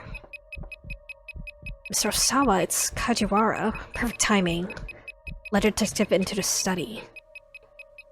Bug tracker's picking up signals. All over the room. What should I do? Please calm down. As if that were even possible right now. Must be 10, no, maybe 100 listening devices in here. Let me be honest with you, that bug tracker is... a different noise cut in over the bug tracker. Kano. Sorry, hold on. I can't really hear you. The detective had been about to tell him. The bug tracker was wet. What the heck was going on? It wasn't stopping. He took the bug tracker and checked behind his bookcase. No signal coming back there. Pulled every one of the books off the shelf. Nothing. On his computer, he scanned the monitor, the case, the power outlet, found nothing that could be a listening device anywhere. Found a screwdriver and dismantled the mouse. Nothing out of the ordinary. Just try to find it. Go ahead, look everywhere.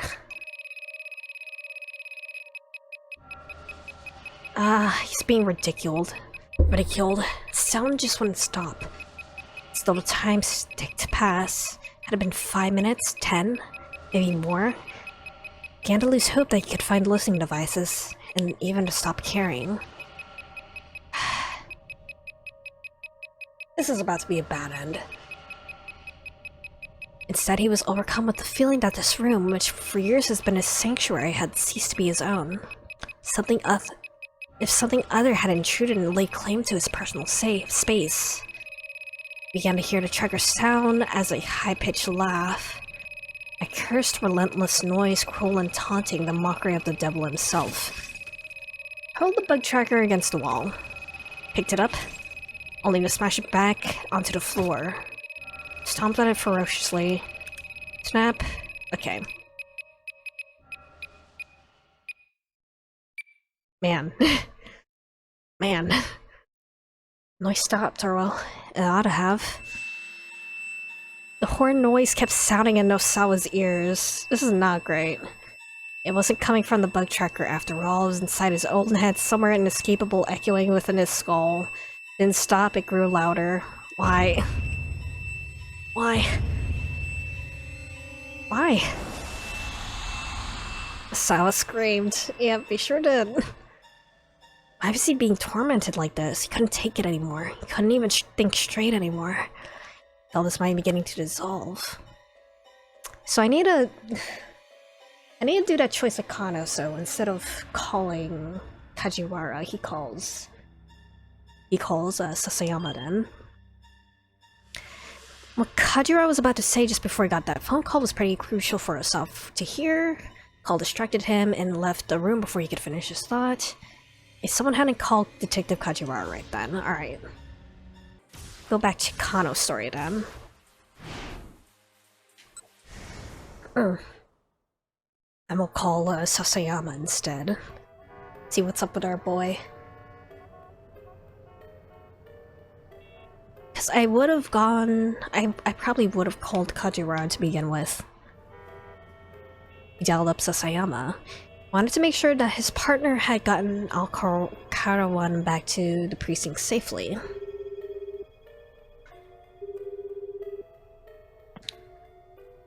Picked up almost right away. What's up? How are things on your end? Any problems getting Al-Karawan back? Got Tatano taking care of him. What? Kano could hardly believe his ears. You were in touch with Tatano. He could hear the shock in his own voice. Just bumped into him over by the precinct a little while ago. He is safe. But a surge of relief. What about Hitomi? Tatsuno said he lost track of her somehow. And he got called back to the precinct, apparently. Tatsuno had lost track of her. He's totally decayed, man. It's not like him, Kano thought. Since he was heading back there anyway, I handed our guy over to him. I see. Glad to hear that Tatsuno was alright, but his relief was tempered by a surge of anger at the thought of what had happened to Hitomi. I'm back to telling the attached case. Today's my wife's birthday, you know. Oh no. Please don't raise your death flags like that, buddy. Sasayama's gonna die. My plan is to wrap this thing up ASAP so we can celebrate tonight. I already got a present and everything. Stop raising your death flags. Envy you, man. Closing his eyes, took a moment to picture Rumi. Shizuo's face popped up into his mind's eye right alongside her. Hang in there, buddy. Even your girlfriend is just a picture of Masami Nagahama. Da-da-da-da. Another nationally famous actress with the same name, nationally known fact that the two are completely separate people.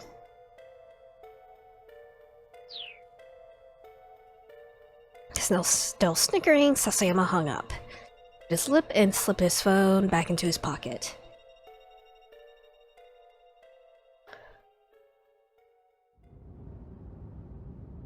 Traffic began to move again.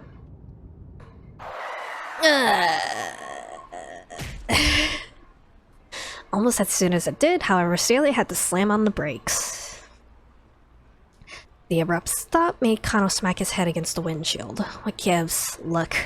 Gestured with his chin. Couldn't believe his eyes. Tatano just let Al Karawan go? Walking along the sidewalk ahead was Al Karawan, very much not in custody. What the hell? It's right behind him. They crept up on their target silently as possible, then rushed him once they were close. In the moment they subdued him, Kano used his own body weight to hold Al Karawan down. What are you doing out here? Guess you didn't get the memo, huh? They let me go. Let you go? Buddy here might have hearing problems. I'm a free man. What is he talking about? No idea. First things first, let's get this guy back to the precinct. I'll head to the syndicate hangout by myself. You don't think this is weird? What the heck is this guy doing on the loose again?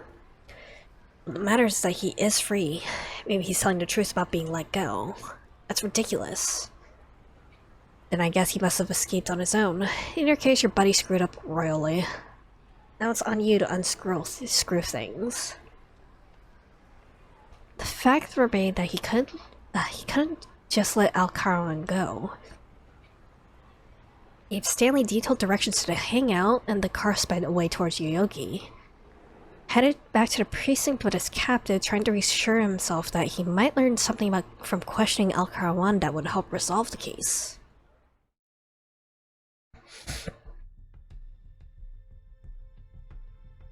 I feel like we're about to hit a bad end. I think Kano really should have gone to the hideout. Sat opposite Al Karawan in the interrogation room.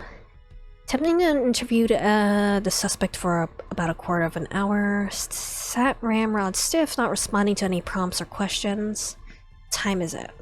Taking away his watch, his wallet, a small knife, and his keychain. The time he asked to know the time. Why are you so concerned what time it is? Are you waiting on something? Staunchly silent. But he took a look at his watch. It's around 2 o'clock. 2:18. In how many seconds? Grabbed the prisoner by the collar. What the hell are you people after? What time is it right now? Shoved his wristwatch in Al Karawan's face. 2:20. That should do it.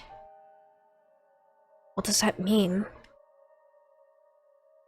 Went for several more hours. Said nothing more. During all that time, the case continued to develop in unexpected ways, but Kano, stuck in the interrogation room, knew nothing about it until everything was already over and done. Uh-oh.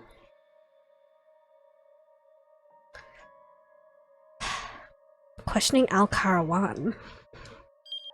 Performed admirably in recapturing Tariq Al Karawan, ironically, this action actually disrupted the investigation. Letting the syndicate run free for the time being really was the right call.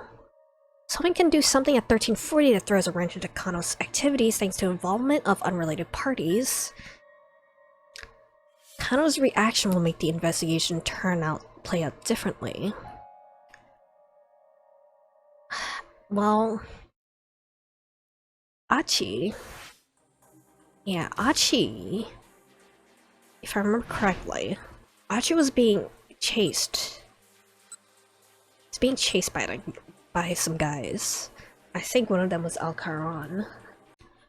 Let's continue from the jump then.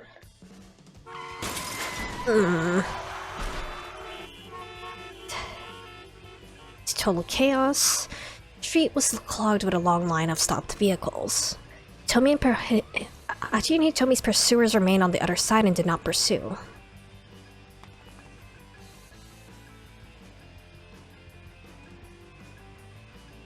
Right. Because Tatsuno, I assume Tatsuno is the Cane Man, and he's involved in Achi's story quite, intensively. That was crazy. Tommy panted as she caught her breath. Well, you know what they say. Idle feet are the devil's playthings. Hands, it's idle hands. Whatever, at least they got in the way. Man.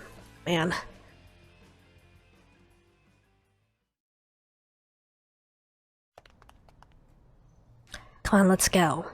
Achi led the way down several twisting side streets before slowing his pace. By now, Hitomi was slumped and panting heavily. He wanted to give her some time to rest, but if they just hung around, their pursuers might still find them. He looked around and spotted a multi-tenant building. The nearest door was open. Bundles of flyers were set out near the entrance. Au revoir, the 22nd performance by the theater troupe The Wandering Angels, tells the tale of a man named Ryu looking on his 100-year life as a warrior. Features wire action as its major set piece, with Ryu and his rival Shido flying high through the air, doing battle with the magical Muramasa blade and beam saber, respectively. Peeked inside and saw piles of plywood and painted lumber, storeroom for theater stage props and scenery. Can hide out here, he said. Is the broken, dry ice maker here? But hesitated, but Achi gave her hand a little tug. It'll be fine. There's nobody around. Uh-oh. Quickly shut the door behind them. Rest for a bit. On platform set up beside a large piece of plywood. Picked up the magazine that had fallen on the floor and spread on top of the platform's dusty surface. Sit without getting your clothes dirty, because you're wearing all white for some reason. Quietly took a seat. Should probably turn off your cell phones. It could be really bad if they rang at the wrong moment. Powered off their phones. Took a cursory look around. Didn't look like there was any way in or out besides the door they come in through. Single window set in the wall, but wouldn't open far enough to let them through. Like a bad idea. Hitomi let out a quiet gasp. Someone was outside the storeroom. Put a finger to his lips and Hitomi gave a fearful nod. Windows' frosted glass blocked any real view in or out, so as long as they stay quiet, they ought to be safe.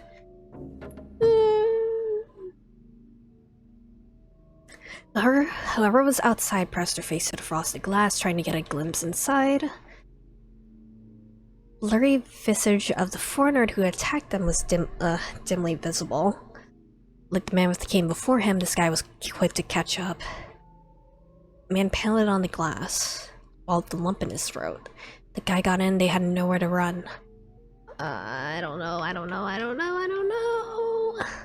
Just sit tight. Clutched into Achi's arm hard. Can I help you with something? Said a casual voice from outside. Said her pursuer reacted once, pulling back from the window. That's just our storeroom, you know. Heard footsteps scampering away. Had run off. Exchanged glances with Hitomi and let out a tiny sigh. Okay, yeah, I think that was the right choice. Many more voices coming from outside now. What's up with that guy? I don't know. Whatever, let's hurry and get stuff tidied up. His throat's raw. Conversation between two men. Uh-oh. Men clumped their way inside. Tomonari Takaya and Taro Toga. Two members of the theater troupe, The Wandering Angels. Star actor playing the lead role of Ryu. Troupe's 22nd piece. Last night he slept completely naked and caught a cold, leading to the sore throat he has now. Toga is stage director, handling things behind the scenes. He's very irritated that Shinichi Bando, in charge of the prop, seems to have gone AWOL. What are we getting? Let's grab all those folding chairs over there. Said we're gonna need a lot more seats all of a sudden. Mr. Orai said that. Going all out for the troops' last hurrah, huh? Men went out carting the folding chairs away. They didn't notice Achi and Hitomi standing silently in the shadows. Not to change the subject, but how come we're using a dry ice machine and not a smoke machine? That's why my throat's bothering me? It's pretty weird. No one's even operating it, it's still drawing a ton of power. I think it's defective. Waited for the two men to finish up. If they were spotted, they would probably cause a scene, and worse still, might alert the men who were hunting them. Once they carried off the rest of the folding chairs, the men closed the storeroom door. Could still be somewhere nearby though, so Achi decided they should hide out in the room a little longer.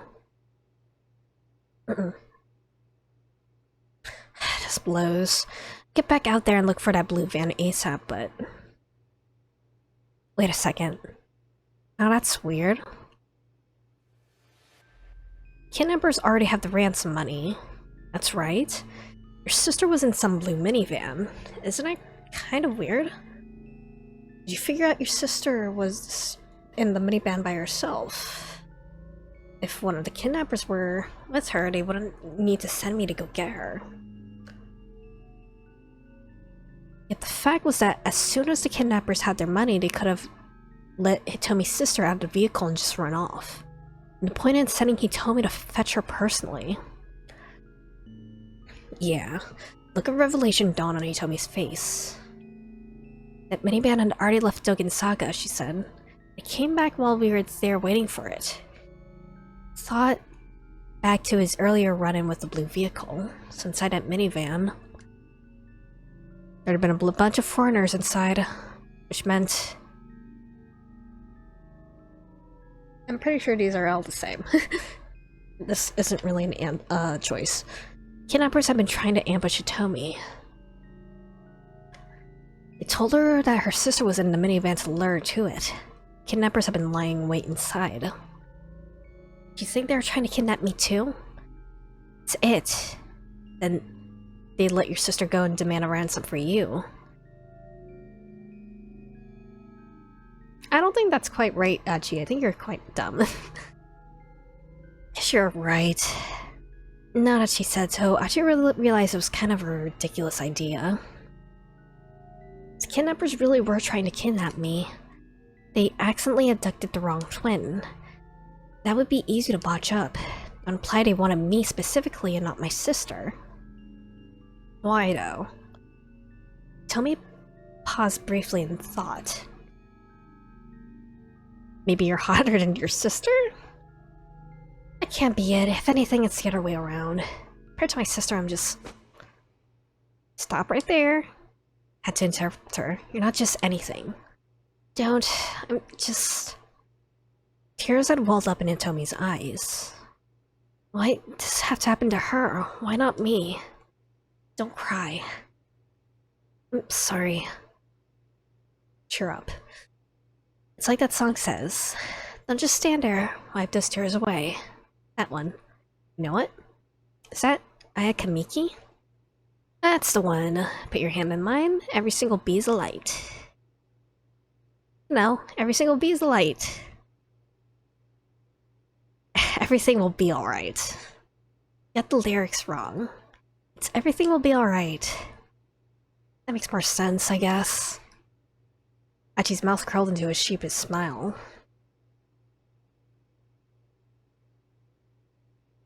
I think we laid low long enough. I think we should be on our way. He's about to get to his feet when he heard voices outside the storeroom again. Pretty careless of us. Definitely gotta watch it. Ugh. Theater guys from earlier had returned and they sounded a bit panic. Next role, he's slated for his Sun TV's upcoming suspense drama, Smooth Queen 2, where he will play the referee who utters the lame line, "Looks like things are getting heavy," upon discovering a victim's dying message inscribed in one corner of the sumo ring. Heard a bunch of folks have been messing with the storeroom a bunch recently. Did you hear who's behind it? Some juvenile delinquents. Like a gang. Takes me way back. Probably SOS. Let's hurry on back. Watch, rushed over to the door. Door won't budge. Come on, are you freaking kidding me? We're locked in. Only way in or out, trapped inside the storeroom. It's my fault, my idea to hide out here in the first place.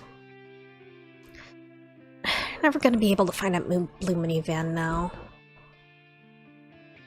So we'll have to get someone on the outside to help us. Call someone. You have your phones. Who could they possibly ask? Mr. Tanaka? Didn't exactly thrill Achi. Had no idea what this Tanaka guy was like. Hopefully he was that dependable sort who actually showed up to rescue them. That thought made Achi feel even worse. And someone he figured he could call, but he hesitated, uncertain. There had been a time when he trusted this guy more than anyone. They bailed each other out of countless jams. Things were different. Right, I guess I don't have much of a choice. Susumu.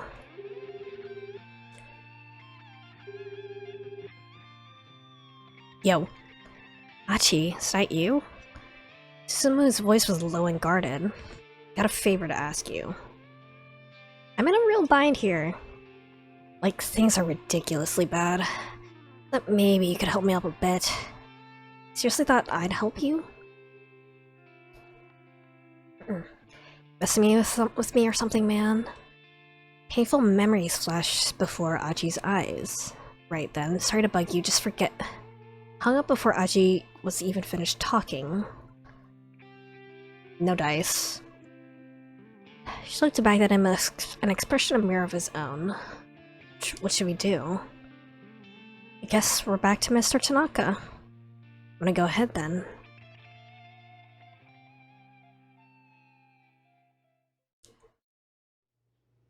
Tanaka-san. Tried calling him repeatedly, but Tanaka didn't pick up. What could have happened? She muttered under her breath. Kidnappers found out that Mr. Tanaka and I have been in contact. Achi shrugged. Looked like they were just going to need to find some way out of here on their own, and then maybe look for the miniman themselves.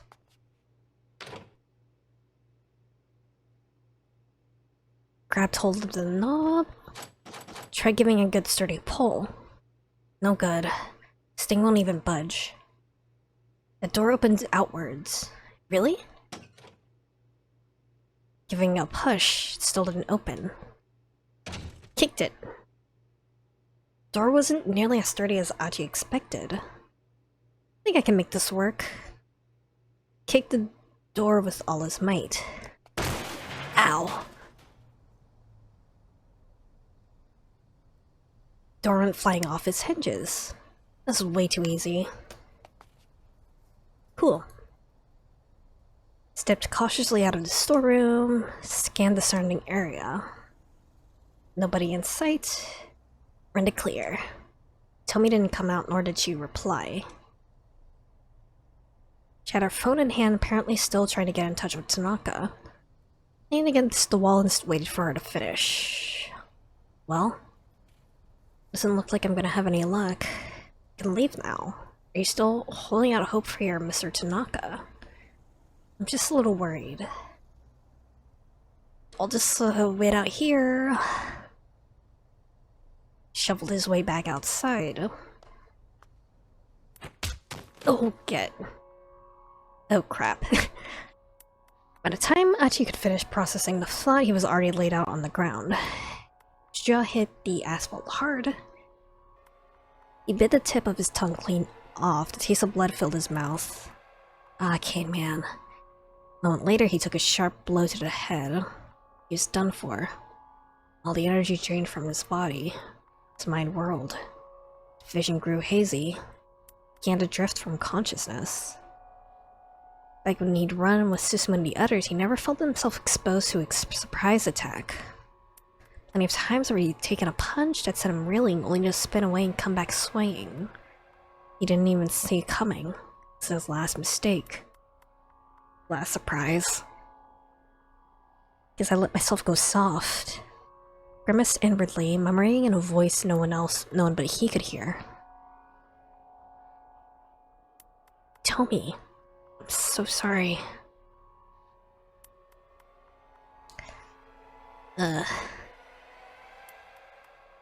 Attacked by the man with the cane. Only to be knocked out by the man with the cane while he waited for Hitomi. Might have gone differently if Hitomi had managed to get in contact with Tanaka.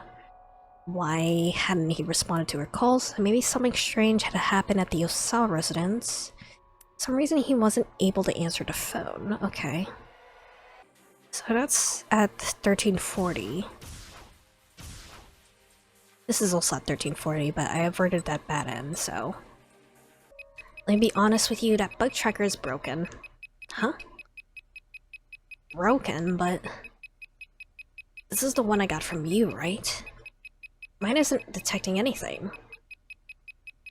It wasn't getting any signal.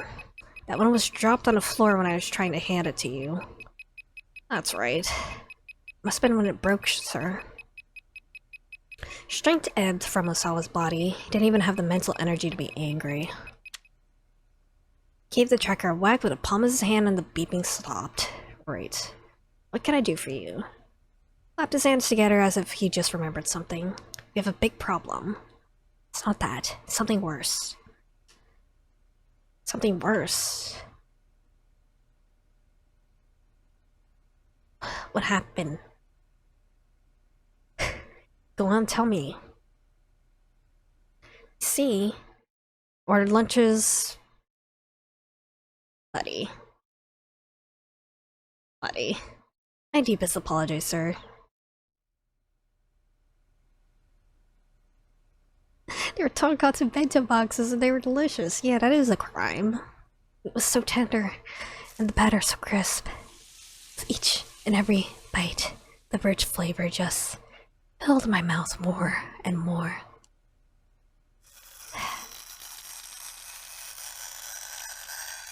Listen, you. Get your goddamn act together, or...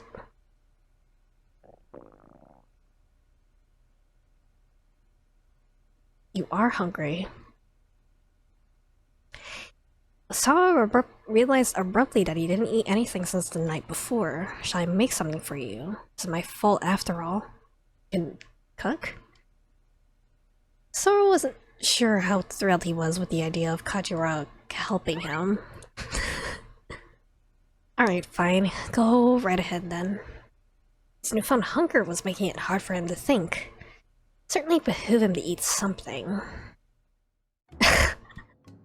Did that get up? Wearing an apron in the kitchen is a must, sir. Cartoon character printed on the apron Kajiwara is wearing is one of his own design. Modeled after the MPD's mascot, his name is Pinpo-kun. It isn't while I'm naked. You're not familiar with the concept of the naked apron? Instead of being entirely naked, save for an apron, a form of cosplay. Used from the front, rear, and sides all offer a certain appeal, but caution must be advised, as it is difficult about arguing which presents the loveliest sight once the topic is raised. Similar, more sexualized naked styles as well, such as the naked sock. Just a sock? Okay. Naked shoe, naked necktie, naked ribbon, naked scarf, naked collar, and so forth. I can demonstrate if you like. No thanks, buddy. That's quite alright. Where'd you get that apron? It's mine. Have you had it with you this whole time? In here. How did it fit in his pocket? Okay. Are you fitting so many snacks and an apron in your pocket? Smile, Kajiura pointed to his pocket. Of course. Osawa eased himself into a chair. His hunger was making him feel weak, and Kajiura was making him feel like he was losing his mind. Ah, this is bad. I need to whip up something for you fast. Something definitely wrong if you don't even have a comeback. Well, his anxiety mounting. So what sort of food is this insufferable oaf gonna make anyway? Probably nothing worth eating was his bet. I don't think you should ask Tanaka. So... yeah. That changed that. Okay, good to know. Just have to pray he wound up with something edible. Kajiwara peered into the refrigerator. Are remarkably understocked. Let's see. These in the dinger, Mr. Osawa. Name for the sound a microwave oven makes when it has finished heating your food. Microwave at my house doesn't really go ding when the timer reaches 0 though. It's more like a beep. Meep, meep, meep, like that. Doesn't make any sense to call a microwave a beeper when that's already a word that refers to something else. Some frozen lumps of rice. Dinger? What the heck is a dinger? Microwave oven, sir. Step in front of the microwave. I had no idea how to work the controls. Just thought that rice out as soon as possible. Actually not sure how to operate this thing. You don't know how to use a microwave? Man. Could only nod in silent shame. Should be just as simple as turning the dial. That one. The one on the right. Turn the dial, then cross his arms with a satisfied grin. You need to put the rice in first before you do that. Man. Being domestic. Kinda silly. Never worked in a kitchen in my life. Don't ask me to do things that are this difficult. I'll handle this from here. Why don't you get out the bowls and chopsticks then, sir? No idea where the hell those are kept. Please sit and wait, sir. Take this. Sheet of bubble wrap on his pocket. Use your fingers to pop the bubbles. Do some stimming. That should help me calm down. Too drained to argue. Osawa did as prompted, starting to pop his way along the sheet. Oh, Genshin 2.81 is updated. Is installed, okay. Rather than make him calm down though, it was making him incredibly cross. More like a ridiculous punishment. You can learn a lot about a household by looking in the fridge, you know. Taking something in a frying pan, and? So what have you learned about mine? I better not say, sir. He might take offense. Snapped another bubble between his fingers. Rice is finished. Topped the steaming bowl of rice with the fried egg he whipped up in his pan. As if it was an afterthought, he added some pickled vegetables. Looks good. Fried egg on rice is complete. One of Kajiwara's simple recipes include his white spaghetti, which is simply spaghetti that's been flavored with butter, salt, and pepper after it's been boiled. Those are a bit too basic to be properly called cuisine, but it does take a certain skill to bring the best flavor out of the ingredients with such simple seasonings. Grin from ear to ear. Go on ahead and eat while it's still warm. Seed the bowl with a dubious look. You're very good at cooking, are ya? All you had in your refrigerator were eggs and pickled vegetables, sir. Sure, you was quite delicious. I recommend breaking the yolk and mixing it all together. Brought a bite to his mouth, and then his clothes flew off like in Shogeki no Shoma. That's good. Rinzel came out almost unbidden, isn't it? Isn't it just? A yolk and pickled vegetables pair quite well. Can't help but stuff his face, slipping into a rapturous daze as he did. The more he ate, the more it stirred his appetite. I had no idea fried eggs could be this delicious. I know you probably still have a long ordeal still ahead of you, sir. But please, keep your chin up and hang in there. Kajiwara gave Osawa an amiable smile. That's right, he continued. And for dessert, we have bananas. No thank you. Kajiwara grimaced as Osawa held up a hand in refusal. When you're finished eating, would you please wash the bowl? Me wash the dishes. Sounding like a petulant child. Someone else cooks for you, you should do the cleaning up. It's only polite. Fine, okay. Don't break the bowl. Or the chopsticks. While Sal was doing the dishes, the bug detector went off again. Director, if you have a moment, poked his head into the kitchen. I've got some Ooh. Naka. Got something urgent to discuss with you. Gears are turning. Keep out. Man. Man. Fine. I bet Achi's story will get rid of that keep out. Call for help. Oh, that's me. She looked at the LCD display. It's an email from Mr. Tanaka. Okay. More wild delusions rose in Achi's mind. Ideas or fantasies conjured up in one's mind with no logical or factual basis. Thankfully, Achi's delusions here are of an ultimately harmless sort.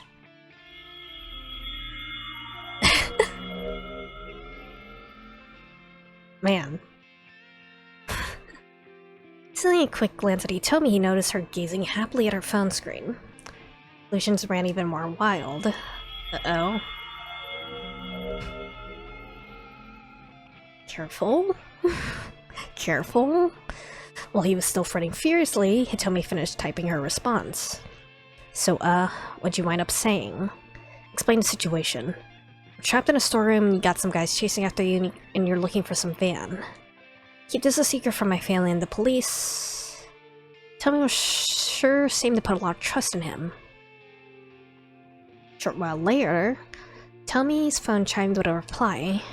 Checked the screen in a flash, all eagerness.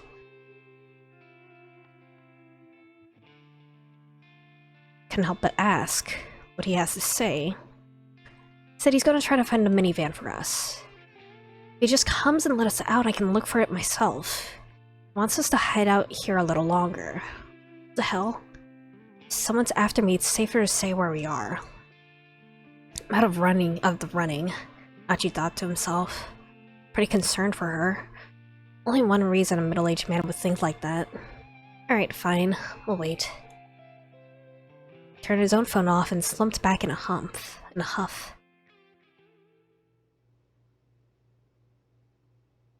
20 more minutes in the storeroom. Sitting in silence, Achi had run out of things to talk about. Do you think you'll ever be friends again? You and that one guy, Susumu I think it was. Tomi's question caught Achi off guard. Stammered, unsure how to respond. I'm so sorry. I barely know you. That was insensitive of me. It's alright. Sometimes I wish things could go back to the way they used to be. Let out a tiny sigh. What that Kiryu guy said was the truth. I was the guy who founded SOS. Do you know what I mean by that? Gave a slight nod. I never wanted to be in charge of a gang or anything, but I knew if I left, SOS would just fall apart. I didn't want everyone else to get caught up over who would take my place, you know? So I thought long and hard about it. Looking for a way for folks to stay friends even after I was gone.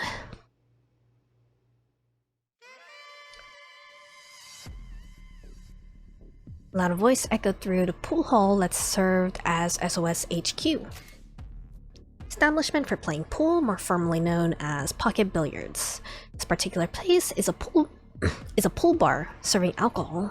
Standard pool table is rectangular in shape, sports 6 pockets, 4 in the corners and 1 in the middle of each long side, and supports multiple games, including 9-ball, 8-ball, and rotation.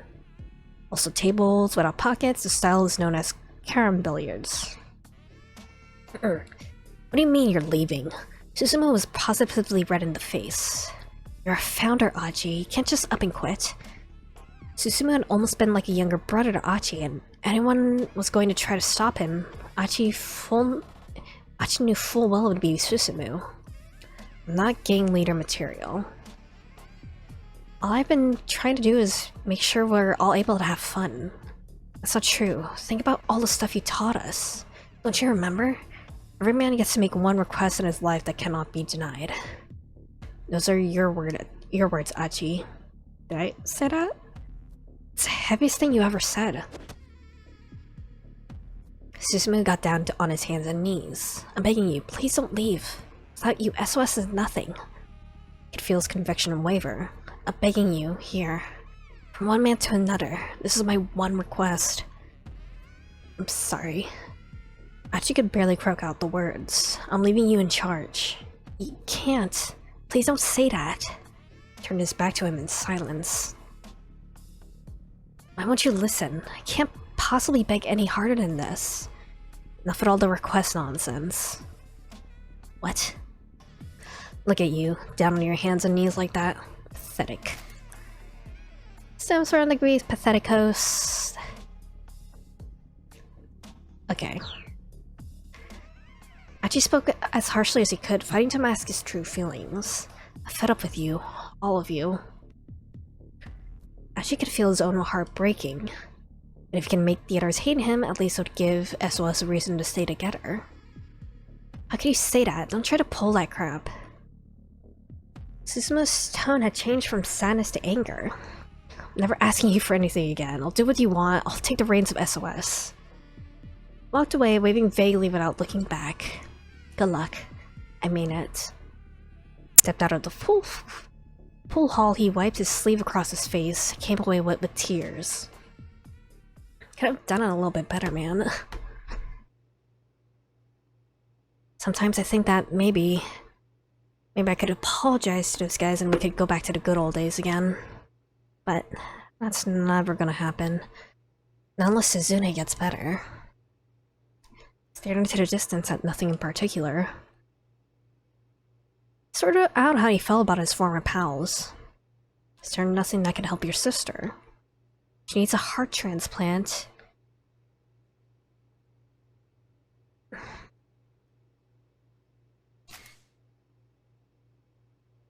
They mentioned something about a foreign syndicate trafficking organs in Minarikawa's story.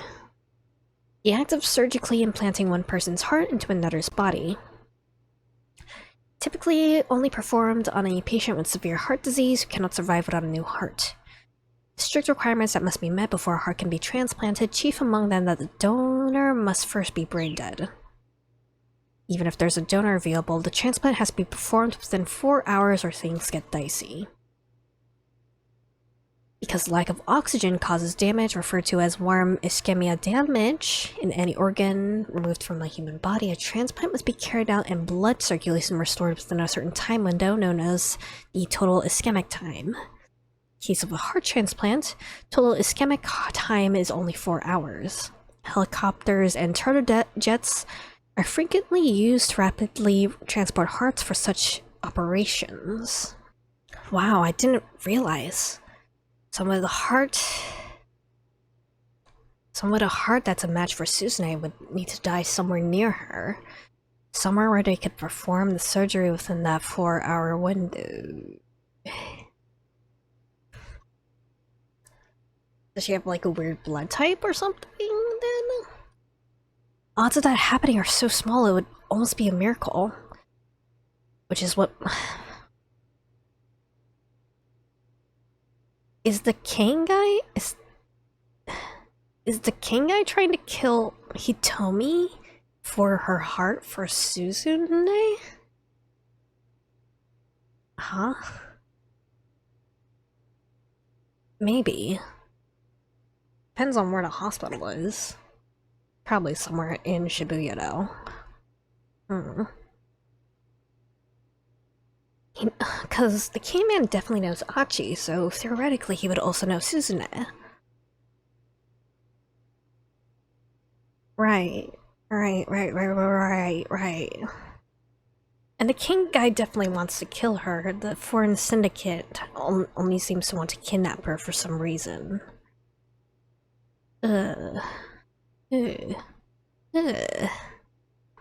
It depends on like maybe like blood type or something. I don't know. I know blood type is definitely a factor in like transplants and stuff, but I don't know if there's anything else that might like make it so like Hitomi is the only one who could give Suzune a heart or something. I don't know.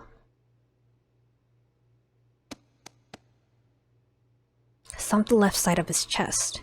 If my heart would do the trick, I'd gladly let her have it. Damn it. Got a strong heart, too. Thumped himself on the chest again and again. Didn't mention to... Right. To Hitomi, but Suzune's blood type made finding her a heart transplant even more difficult. Bombay blood. Type of blood that does not correspond to more common types of A, B, O, or AB. In some cases, a standard blood typing yields a result of O in such individuals. First discovered in the city of Bombay, now Mumbai on India's west coast, the blood type takes its name from the city due to its relatively high incidence rate among the inhabitants. It's one of the rarest blood types in the world. Apparently there were only a few dozen people in all of Japan who had it. Rare blood types such as Bombay are scarce enough that even nationwide blood centers seldom have them in sufficient supply. When blood types are discovered in everyday testing, samples are quickly taken to be frozen and stored at temperatures lower than 80 degrees below centigrade. If Suzune were ever to receive a heart transplant, it would need to be someone who also had Bombay blood. Pretty sure that's a real thing, actually. Actually, I probably could have checked. Achi. Sounded like she was on the verge of tears. She must feel really bad for Suzune. If you did manage to find a heart for your sister, what would you do? What do you mean? If you happened across someone who was a donor match? I'd do anything. Anything. Whatever it took. I'd risk my own life if it meant helping Suzune. I mean, at that point, I'd assume God had granted me a miracle or something, you know?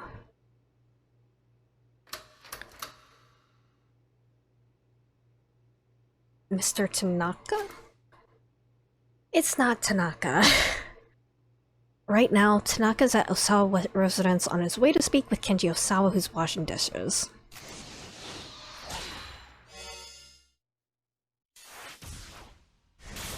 Get rid of that.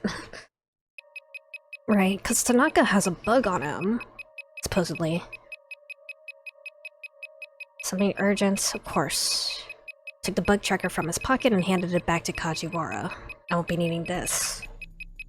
Maybe you do.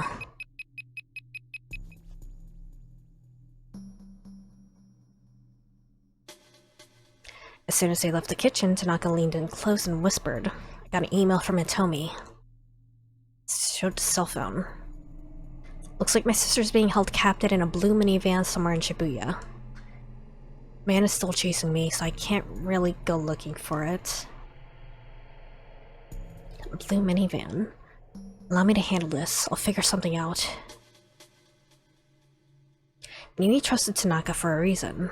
Thank you. You wouldn't happen to know any place she might have gone, do you? It's just that she told me she's been moving around. I'm sorry, I don't really have any idea. He's ashamed to say it. There wasn't a single place he knew of where his daughter might be inclined to go. I see. Picking up on his discomfort was visibly embarrassed himself. Yeah, he hastened to change the subject. How did your talk with Mr. Makino go? Confirmed he was behind the human testing. Don't know who sent me those emails. Alright then, we'll have to talk in more detail later. Assistant director headed for the front door. Mr. Osawa spoke from the kitchen door. Peeping on me again, huh? Hadn't appeared that the detective had overheard his conversation with Tanaka. Good grief, that thing is noisy. If it's broken, why don't you just throw it out? It grew fainter and fainter. Something wasn't right, Osawa now realized. This is my bug tracker. So? What I mean is, sir, this one isn't broken. What? A chill ran up Osawa's spine. He swallowed audibly. I've pinpointed the source of the signal. It's coming from Mr. Tanaka. No, I must have misheard that. Say that again? I've located the source of the signal. It's coming from Mr. Tanaka. This time, Osawa heard him crystal clear. I'm certain of it. Mr. Tanaka has a listening device on him. Felt the blood draining from his face. Someone had been listening on the conversation just now, then they've heard about the email from Itomi. If the kidnappers were the ones listening, that meant Maria's life was now in danger. I'll go after him. Broke into a sprint, Osawa followed close behind. Ooh, Osawa's story is quite riveting. It's creepy to begin with, but I kinda like it. Who do you trust? Wait, there's still Bata in summer. Who's Bata instead? Kano's. Okay. Let's see if we can finish Achi's story. Kenji Osawa / cat. It's barely a squeak. For a moment all was silent. Maybe it's just a cat. Or not. But I haven't gotten to her 1340. I'll come back to this jump. Doorknob rattled ominously. Really think that's Tanaka? I'm not sure. If it were him, I think he'd probably say something. Grabbed Hitomi's hand. We better hide. Slipped behind a large piece of plywood stage dressing. Somebody... Nope.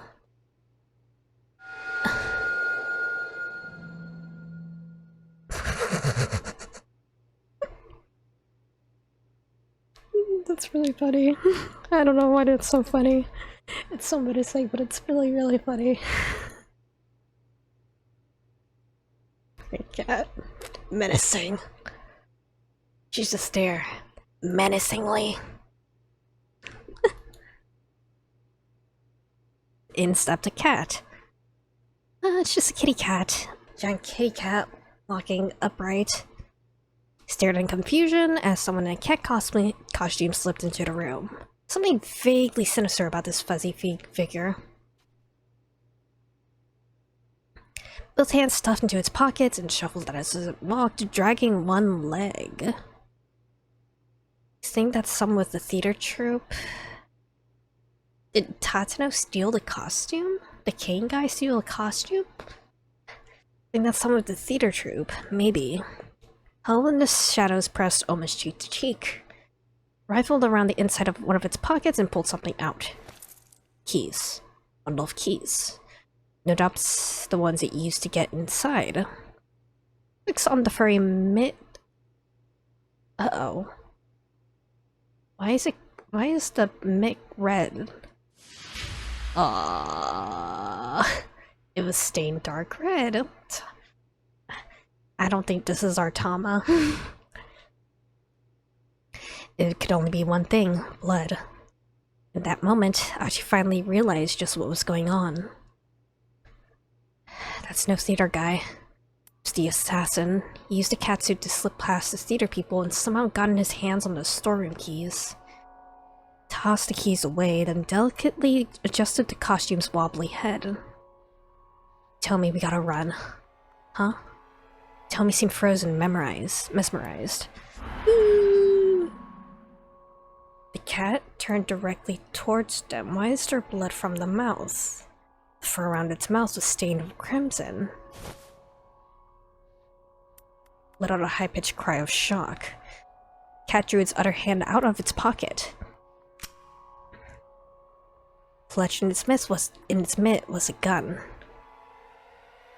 Achi and Hitomi had nowhere to run, nowhere to hide.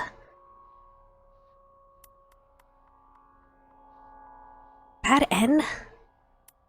What's up with the cat? Killer managed to corner Achi and Hitomi. Where'd he get the costume? Thomas followed. She tossed the suit away after taking it off, allowing the assassin to find it and use it to deceive the theater troupe and gain access to the storeroom. Tama, what'd you do? That meant Tama got out of the costume at some point. Okay. What's the deal? Something going on? Oh, wait, I already read this. Gruff-looking fellow, some of them stopped to form a... Okay. Asao Ozu and his underling Yutaro Segawa Members of the Tenryu Gumi Yakuza Syndicate, Tenryu Gumi operates a lending firm called Takarada Financing, used to have been tasked with collecting outstanding debts. Collected from one client today, and they plan on grabbing lunch before heading off to find their next target. Seal's demo has already started by now. I don't have time to goof around here. Watch as Miku start up her footwork. Left jab. She's quick. I can see why she's a champion. Yeah. Follows up the jab with a wide right hook. Swinging the arm wide. Swinging the arm in a wide arc. To strike opponents from the side in mixed martial arts. Okay. I jerk aside at the last possible moment and deliver a little swat to Miku's shoulder. Whoa! She slips off balance and pitches forward. What was that? The crowd has started clamoring. Rights herself and gets back into a fighting stance. Doesn't seem to know what just happened. She unleashes a kick with her left leg from a distance. Bring up a right hand and adopt a guarding stance. Gotcha! Is a feint. Just roll wump as the second kick coming at me from a different angle. What gives? My big mascot head serves to cushion the blow to the point that I barely feel it. She proceeds to unleash a string of additional kicks with her left leg, trying to defeat my fuzzy armor. Catch hold of her foot. Holding her off balance, I begin to walk backwards, making her hop awkwardly on one leg.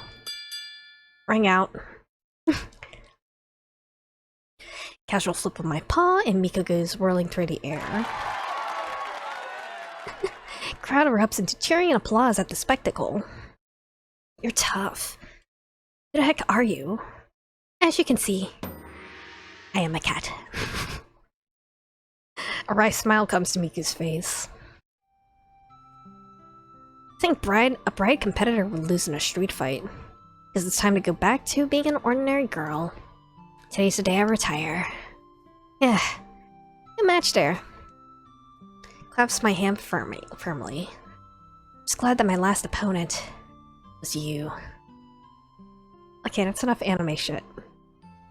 Things are kind of weird right now. I just want the burning hammer. I hoist up the boxes of the diet drink. How much does this come to? He shakes his head. Don't worry about payment. You more than earned it with that spectacular display just now. That really was something. Heck, even I'm shocked at what just happened. It's amazing what little desperation will do for you. Move that you just use. Some Aiki Jujutsu.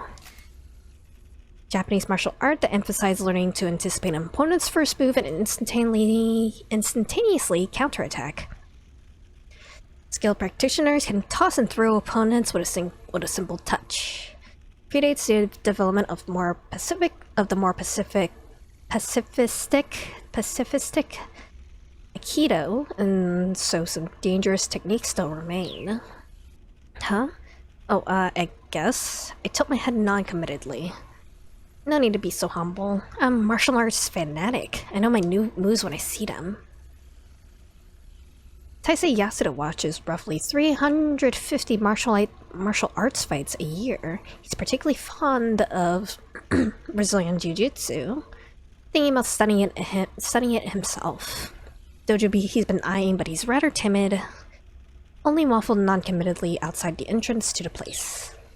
He can call it whatever he wants if he's letting me have the drinks for free. This is gonna be a lifesaver. All the shopping you'll be doing with us today. Actually, come to think of it, I do have one request. Could you please not sell that necklace there? I promise I'll be back to buy it later. No problem. Gives a deep bow. I did it. I managed to solve my burning hammer problem. Gotta get back to the sales demo. That must be awfully heavy. Use that dolly. Hand truck over in the corner. Load the pile of boxes onto the cart and rush back to the Okane building. Speedy! So sales demo will be well underway. I need to get back as soon as I can. nothing to buy, customers are gonna leave, and everything I've gone through will be for nothing. I can do it. Just gotta hurry. Ready for the demo, pushing the dolly ahead of me like a battering ram. Oops, sorry to keep you waiting. You're late. What the heck have you been doing? Practically throws himself at me. The weight must have been killing him. Man, I don't recognize. Who is that guy? Can I? I can't. I'll get back to this jump later. He doesn't look like a customer. Just come with me for a minute. Oh, Mr. Yana Gishida into the break room. Sorry I'm late. There's a whole bunch of stuff that happened, but look, I got the product back. On the cardboard boxes. Burning hammer. Really is. How's the demo going? Actually, keeping them occupied with some magic tricks. I sneak a peek through the door and see Cheery guzzling orange juice from a gigantic container, draining it in one go. Is that really a magic trick? If it buys the time, it's magic enough. Last of the juice is gone. I see 6 more huge containers, all likewise empty. Checking to think that she may have drunk all 7 of those things dry. Erupts into sincere applause like they've forgotten what they originally came here for. Comes back to the break room, positively drenched in sweat. Just stuck doing imitations for a little longer. It's fantastic. Just fantastic. Thanks, V. We had enough time to get the burning hammer back. Now it's time for the main event. Go out there and guzzle some burning hammer. Get yourself all drenched in sweat. Got it? Tama, just go up there and smile all big and say, "Just help me lose a bunch of weight too." Got it? Got it. Yanagishida gestures to a man I hadn't noticed before who's been waiting quietly nearby. Begging your pardon, miss. Service rep from the rental shop who proceeds to try to get me out of my mascot suit. Employee of Far East Costume Rentals, only son of company president Shigemichi Fukuma, one of the few people who knows what Shigemichi looks like, as his father is unusually clad in a rabbit costume. Harbored a strong dislike for both his father and mascot costumes ever since the old man showed up at school on Parents' Day just as in his inevitable rabbit suit. Nonetheless, the son has acquiesced to his father's wishes, and someday he'll inherit the family business. Oh, that's odd. Tilts his head. What's the matter? Yeah, this is a no-go. Points his finger at the back of my suit. Is here a zipper? It's all jammed up. It's gonna take a long time to get this thing off. What the hell? Clutches at the side of his head. Rental guy tries tugging at the costume from various angles, hoping to free up the zipper, but like he said, it's no use. Yeah. Whining at the sudden sound of a cat's meowing. Is that you? Looks at me confused. Did you hear cat meowing? Yes. Was it you? Not me. I'm as surprised as he is. Must be hearing things. Don't seem to have heard anything. Just my luck. Finally found a cute model and the crowd's never gonna see her. Customers are gonna leave if you keep them waiting much longer. What are you gonna do? Let me go out there and do some more impressions? Jericho's repertoire of impressions. A sea lion yawning. A harbor seal whaling a cab. A walrus reading sutras. A fur seal who can't reach the itchy spot on its back. A stellar seal lion taking a nap. Don't have any choice. Tama, you're just gonna have to go there just like that. As people go home, we're done for. Just get out there and get started. I'm counting on you two.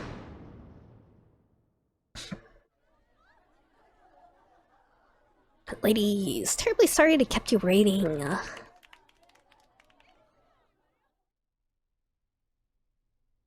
Jerry and I spring into action on stage. Worldwide sensation that is burning hammer. Every seat in the house is packed. About 40 people here. You only need to sell 5 bottles to each customer in order to sell out. hit with a sudden jolt of motivation. Well, to explain how this revolutionary new diet drink works, it's magic. Plan is for me to describe how the drink works, and then Cheery will demonstrate it with a taste test. Fixed on us, I begin. For the first time in human history, you can drink a single bottle and lose a whole kilogram. Just drink and burn that excess weight away. Just take a look at this marvelous red liquid. Even looking at it makes you feel like you'll be shedding weight, right? Here's how it works. It activates the capsaicin found in chili peppers. It's said to be effective for improving blood flow and stimulating the burning of fat. It's a severe skin and eye irritant, also an ingredient in some forms of pepper spray for personal defense. Shit. Pause to take a deep breath before continuing. And rapidly breaks down as triglycerides responsible for causing obesity, involving interrelated health issues including excess body fat, hyperlipidemia, and hyperglycemia, high risk of complications such as coronary heart disease, diabetes, and sleep apnea. How's that excitement? Response is better than I could have hoped. We're off to a terrific start. Young lady here will demonstrate burning hammer's effect before your very eyes. Just wait till you see how much she sweats. Proof that the fat is being burned right there on the spot. Cheers! One of the women in the front row speak up. She's already sweating pretty hard. Jensen's sweat from head to toe. Another woman chimes in suspicious. All that juice drinking earlier, that was all just to make her sweat like that. Not at all. Drinking burning hammer makes you sweat way more than this. Where's the towel off Cheery's sweat for her? Hurry up, drink it down. Screws up unpleasantly as she gulps on the bottle. Sweat doesn't come. Why isn't it working? I explained to the audience momentarily forgotten. Guess I sweated out too much, Cheery replies unfazed. Well, why were you sweating so much?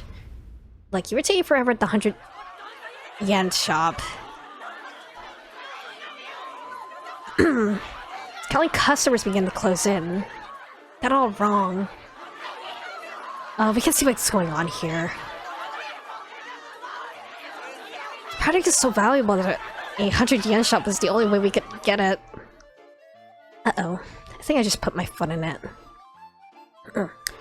Customers glare at me, their eyes bright with rage. It's just a joke. Kidding, it's just a joke. I gotta play this off smooth. Seriously, there's no way you'd find something this high quality in a 100-yen shop. Really now? How about we find out? I know someone who runs one of those stores. Let's not be hasty. Oh, it's just... You don't need to go out of your way like that. So you were joking, didn't you? Shouldn't matter if I make the call. Well... Slip into a nervous coughing fit. I'm absolutely sweating bullets inside my catsuit now. Tama! Shouts Mr. Yanagishi as he rushes out of the break room. What the heck are you doing? Abort, abort. Well, these people know the truth about the stuff, they'll never buy it. Uh-oh. Now have you done it? Cheery doesn't hesitate to point her finger at him, stare her ferocious. Mr. Yanagishi does aghast. Really is no saving this. Customers descend upon Mr. Yanagishida, the wrath of terror to behold. You're trying to pull. Can't believe you try to sell this crap for these prices. Rest in peace.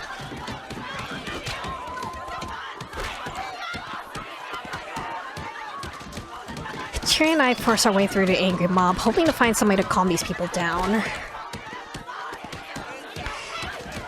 Cursing and profanity fill the air. Shouts are accompanied by merciless open-handed slaps. Rest in peace. You get all jostled and tumbled about. Masculine costume takes a bad beating. Finally, the storm passes.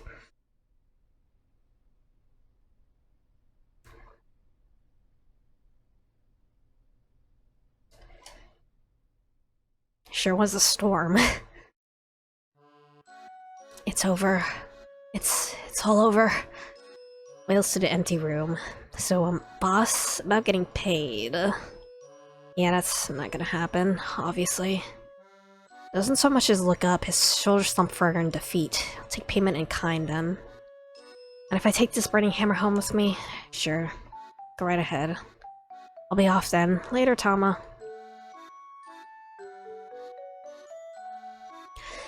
Picks up the cardboard boxes and heads out. Sir? It's a man from the rental place. I believe you still owe me for the costume rentals. How much was it? Given the severe damage, I have to add the full cost of the catsuit to your bill. 200,000. No, sir, 200,000. Sorry, I can't hear at all. I think I might have ruptured my eardrum. 200,000. Okay. Takes all the cash he has in his wallet and holds it out reluctantly. It's only 20,000. Afraid this won't cover it. I understand that, but I don't got any more than this. Sir, please, you're not a child. Give me a discount, make it 20,000. So the 200 you owe? I can't do that. Insurance. I got an insurance in the event that the suit wound up damaged. I did. You... Where's the paperwork to prove it? Right here. Paperwork is here inside my heart. It's just the sight of his head in exasperation, and believe me, I feel his pain. Never mind. I'm gonna leave this to my boss. If he were to hear that one of his suits has been ruined, he would never forgive Yanagishida, adding to the man's already considerable list of enemies. Slumps his way out of the room. Bad end. I'm surprised we're still going. Just me and Mr. Yanagishida. Please try not to let it get you down so much, sir. It's already down on the floor, a sobbing mess. You wouldn't know what it's like to feel so utterly hopeless. I think I might have an idea, sir. In fact, I'm sure of it. At this point, there's nothing more I can possibly do. Slumps forward, trembling like a willow tree. Things will turn around soon enough, I'm sure. You don't know me like I know me. It's not gonna be any turnaround. Not after this. This little pity party's starting to piss me off, you know. You're the only person who had a run of bad luck. You are dead wrong. I wound up shouting the words louder than I intended. Where did that come from? I need to tell you something. My pent-up emotions come surging to the surface. I have amnesia. Yanagishida's eyes go wide. What? I can't remember anything from before this morning. It can have a variety of causes. Psychogenic amnesia is caused by stress, or psychological amnesia, whereas an endogenous amnesia, a powerful blow to the head, causes physical trauma to the brain. In the later case, memories and other normal functions frequently return once the cranial nerves recover. So she probably got bonked on the head then. My name, how old I am, where I live, any of it. I'd much rather be in your shoes, sir. Looks at me with a hint of disbelief. So where'd you get the name Tama then? I thought of it when I saw the tamagoyaki in those lunchboxes. Tamagoyaki, Tama, I get it. But wait, how come you lost your memories? I don't know for certain, obviously, I don't remember. Pretty sure I took a hard blow to the head. When I came to, I was inside of a storehouse with a massive headache.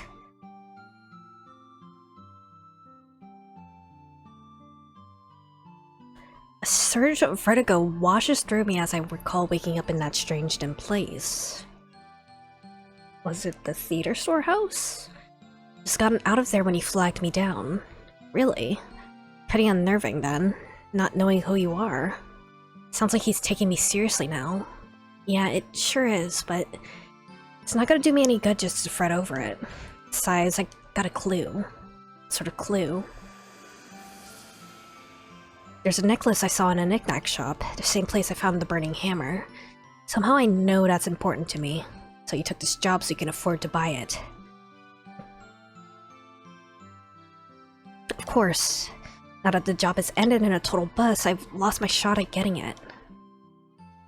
Okay then. Mr. Yanagishida removes his shoe and yanks out the insole. This here really is the last of my money. Wow. I wasn't expecting that. He pulls out 20,000 yen, adds it to the other 20,000 from his wallet, and thrusts it all towards me. Here you go. That includes the reimbursement for the burning hammer you picked up. I pluck up 2 of the 10,000 yen bills between my fingertips. I actually didn't have to pay for it, so the 20,000 we agreed upon is fine, but how about you, sir? Are you gonna be okay? Like, after all this? Compared to your misfortunes, mine are nothing. Aw. He's a con man, but he's still a good guy, I guess. Might send me up the creek without paddle, but I'll bounce back somehow. I'm sure of it. And then, clutching his fist, Mr. Yanagishida gets a far-off look in his eye. One more time. I'm gonna go see a bride fight. My jaw nearly drops. Bride, like martial arts pub? You know about Bride? I spent so much money at that place. It is a small world. Especially that Miku. Wonder how much she has made me spend. She retired. Pretty sure I just accidentally forced her into retirement, but I decided to keep quiet on that front.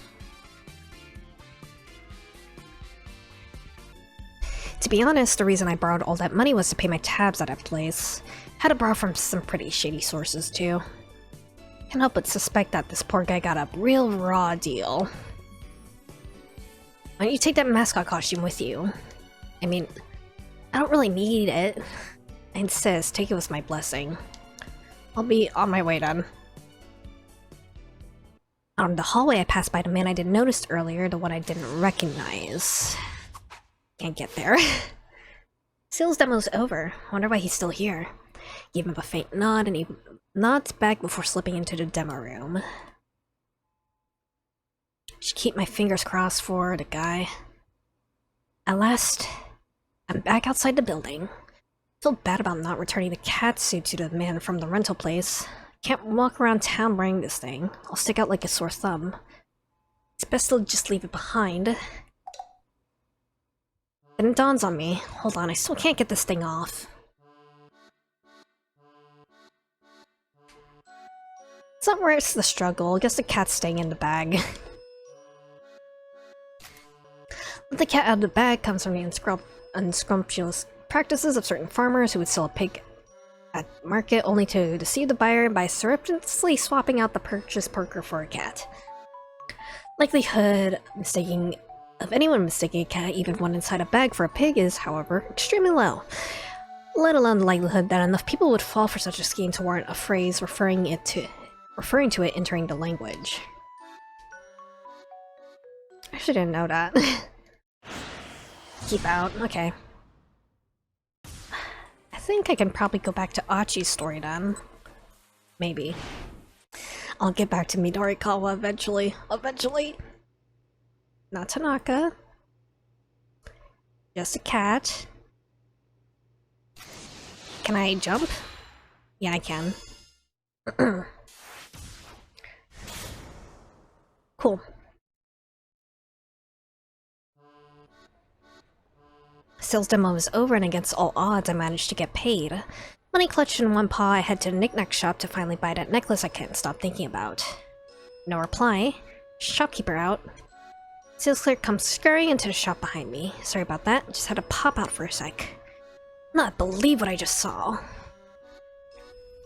Hear about the necklace, do you still have it? Of course. I have half the money here and the rest is in my— oh. Something very important. What's the matter? My wallet, it's still in here. Had the costume around my tummy, so why don't you take that outfit off? The zipper's kind of broken. I'd be having all this trouble if I could just get out of this darn costume. Kind of broken. It's way more broken than that. Ah. Sales clerk points me to a full-body mirror. That's right, the zipper in the back is hanging open. Taking this thing off will be a cinch now. Give him a bow. Not sure you need to be thanking me. I do. If you hadn't pointed that out, I might have let myself stay stuck in here forever. Thank you so much.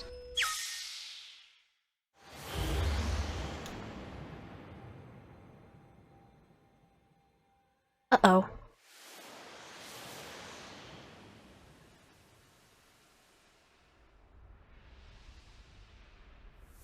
Yep, that's Maria. To be continued. I knew it. Who else could it have possibly been? See if we can finish this then.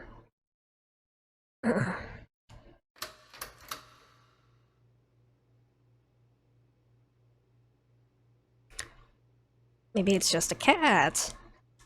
Or not. Suddenly someone hit the door hard, trying to break the lock. Shit. Really think that's Tanaka? I'm not sure. For him, I think he'd probably say something. Grabbed Hitomi's hand, we better hide. Swung open with the lock. Okay, man. Stepped in the man with the cane. What's he doing here? Assassin prowled slowly around the storeroom.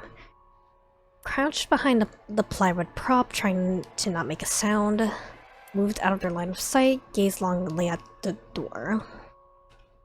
Still couldn't see the man with the cane. The door was maybe 5 meters away. What should I do? Run for it. A cell phone vibrating from behind a tall piece of plywood leaning on by the door. They made a run for it, they'd probably have bumped right into him. That was a close one. Okay, that wasn't a choice then. I'm sure this is the place. His voice was low and confident. Do you have friends? Destin wandered deeper into the storeroom. Achine told me to take the opportunity to slip out the door. Through the alleyways, back towards the main road. Suddenly found our path cut off by one of the foreigners who chased him earlier, the accomplice of the man with the pipe. And he has a knife.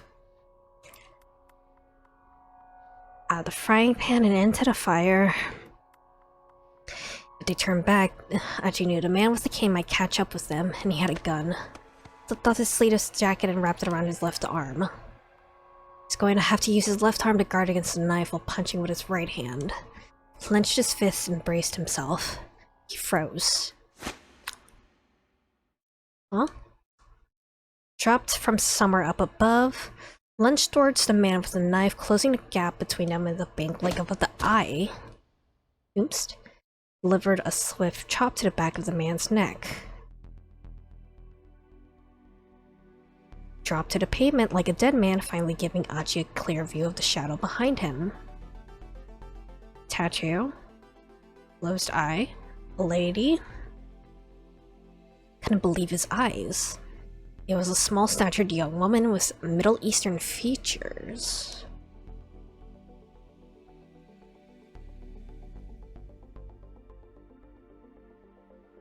He told me, do you recognize? Let out a little gasp.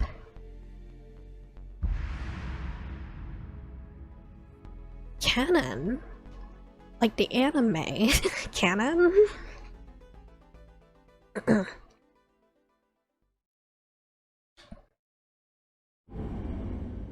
Okay. I think it was Maria who went to the Middle East with Osawado. Still this bad end. I guess I just need to continue with Minorikawa then. Something really exists though. It's gonna have to wait and see. He did his best to get his mind into journalism mode. Demo didn't start, the audience began grumbling in frustration. A heavyset young woman took the stage and took a little bow. Girl from the cafe, the one with the amazing appetite. Broke into applause, their patience finally rewarded. As everyone leaned forward expectantly, the girl on stage began performing magic tricks. She put a slick silk hat, pulled a bunch of flowers from inside of it. Cute. Sparse applause rose up. Went on to perform another trick and then another. When her hand became three coins as she spoke her magic words. She's not very good at this, Minori-Kai thought. Whether she was good or bad wasn't really the issue. He had a tight schedule to keep. No time to stand around watching silly sleight of hand antics. Spotted a man who looked like he was probably in charge. Head over to him. You the one running this thing? Yeah. When's the actual sales demo gonna start? Soon. Very soon, yep. How many minutes? You know, soon. Ask for a number. Soon. Real soon. It's getting him nowhere. 3 minutes. Held up 3 fingers to emphasize his point. This thing doesn't start in 3 minutes.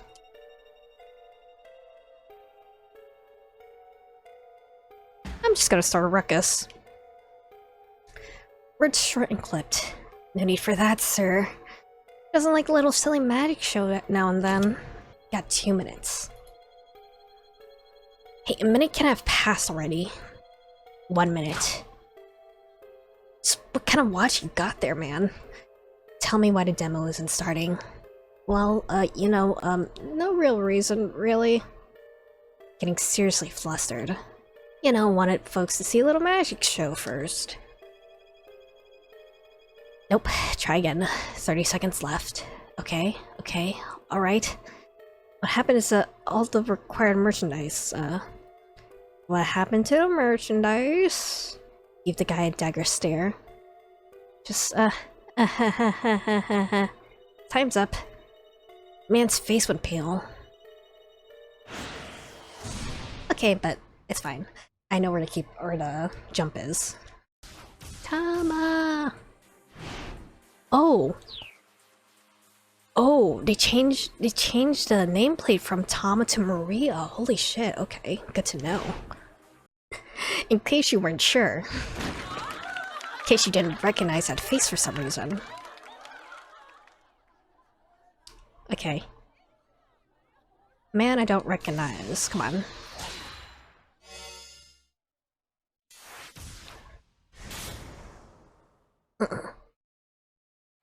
Ow. Ah, oops, sorry to keep you waiting. Furry figure came charging into the demo room. Young woman in a cat costume. I am a cat. The cat girl panted visibly, her arms were loaded with cardboard boxes. You're late. What the heck have you been doing? Grabbing the newcomer by one paw, he vanished with her into the back room. Chubby cheeked girl wrapped her magic book team and hurried after them. The audience stared at the now empty stage in confusion. Several minutes passed before the organizer reappeared. Ladies, sorry, gentlemen, and non-binary alternatives. But now, I'm proud to introduce you to worldwide sensation that is Burning Hammer. You know how this goes. It's revolutionary due to giant drink worse its magic. First time in human history, you can Sales demo was underway, a good 25 minutes behind schedule. 5 minutes into the presentation, things began to go awry. Angry clamor filled the room. What are you trying to pull? It's triggered by something the young woman on stage had said. She inadvertently let slip that Burning Hammer was the sort of thing you could buy at a 100-yen shop. Would-be customers were furious to learn that they were about to be played for suckers. Most of them had immediately tried to storm out of the room. Organizer, full-figured young woman, and the girl in the cat costume were at the door, trying their best to hold back the tide. Things had gotten pretty interesting, really. Pulled out his digital camera and started firing off snapshots of the angry crowd. Some modern digital cameras come with the remarkable ability to automatically trigger the shutter when the subject smiles. Ooh, cool. Works if the camera is presented with a TV or photo image of people smiling. Cases of cameras recognizing faces in the wood grains of ceilings. They make out faces in the wood when we're gazing lazily up at the ceiling. We can't follow camera for doing the same. Frenchie was so intense that he was soon caught up in the flow and pushed out of the room. Guess I'll need to do some interviews instead of getting pictures. Do you mind if I ask you some— Shut your mouth. you mind telling me a little about... Don't you talk to me. Can I get a word on unbelievable? This is just unbelievable. So enraged that Minori Kawa can get any of them to give them the time of day. Poor Minori Kawa. Dame dane. Dame yo. For long, the entire crowd had surged out of the room and departed. Ah well, guess I got enough to do a write-up at least. Nice to get a quote from somebody. Decided to try for an interview with the man who organized this fiasco. How'd that guy feel, for instance, about his product scam falling through? Passed by the cat mascot. I don't need a jump. Gave him a tiny nod and walked off without a word. He couldn't see the face of the girl inside the costume. She seemed genuinely dejected that the burning hammer had been a bust. I'm Minori Kawa, a freelance reporter. Could I have 5 minutes of your time? Sat alone in the midst of his ruined displays. It's you. Lost all of its earlier punch. My credentials. Introduced himself as Yanagishida, and Minori Kawa got right down to business. Sales demo is over. How do you feel right now? How'd I feel? Tomorrow's another day, I guess. Impressed by the guy's candor. A little surprised to hear that. I figured he'd be more disappointed. Plenty disappointed. It's a big gamble here to repay my debts, and I lost. Didn't seem to be trying to hide anything. Debts. A girl I was in love with. I wound up spending everything on her. Stared wistfully into the distance. Wouldn't be the first man to go such lengths for a woman. Yeah, I suppose not. Ruthless smile crossed his lips. This guy didn't strike Minori Kawa as some dyed-in-the-wool scam artist. Decided it was time to stop feeling sorry for myself. There are plenty of people in the world who have it way worse off, you know? Got it right. So I figure, well, as long as I'm still alive, maybe another opportunity will come my way. Yanagishida redemption art. More earnest smile broke through Yanagishida's forlorn expression. Wish Toyama could have been there to hear this fellow. Our friend who's in an incredible amount of debt myself. He runs a publishing company, but there's a mix-up with the scratch cards in his magazine, and... Scratch cards? It's not important. Letting more people know about the whole scratch card fiasco certainly wouldn't do Toyama any favors. That is a terrible thing. This is unrelated, but... Are you familiar with a group called SOS? Some legendary street gang here in Shibuya. No, never heard of them. Not gonna get any leads on that case. I think we're asking this guy. Sure. Take the Shibuya Now survey. Taking a little bit of the burden off Chiaki seems like a good idea. How do you feel about your life right now? How do you feel about your life? Your products aren't selling, you can't repay your debts. You still refuse to give up, believing the opportunity will come your way. How do you feel about all that? I'd say I'm a pretty lucky guy. Taken somewhat aback by that response. I've been able to sell any burning hammer. Sure, I can't pay off my debts, but even so. 2 cute young girls I got working for me have stuck with me through thick and thin. Sometimes you just need to be content with something like that, you know? Refreshingly forthright. Minori Kawa was surprised. What I mean, so what if I got some debts? In the long run, none of that matters. Not really. Well, except the debt collectors are right here.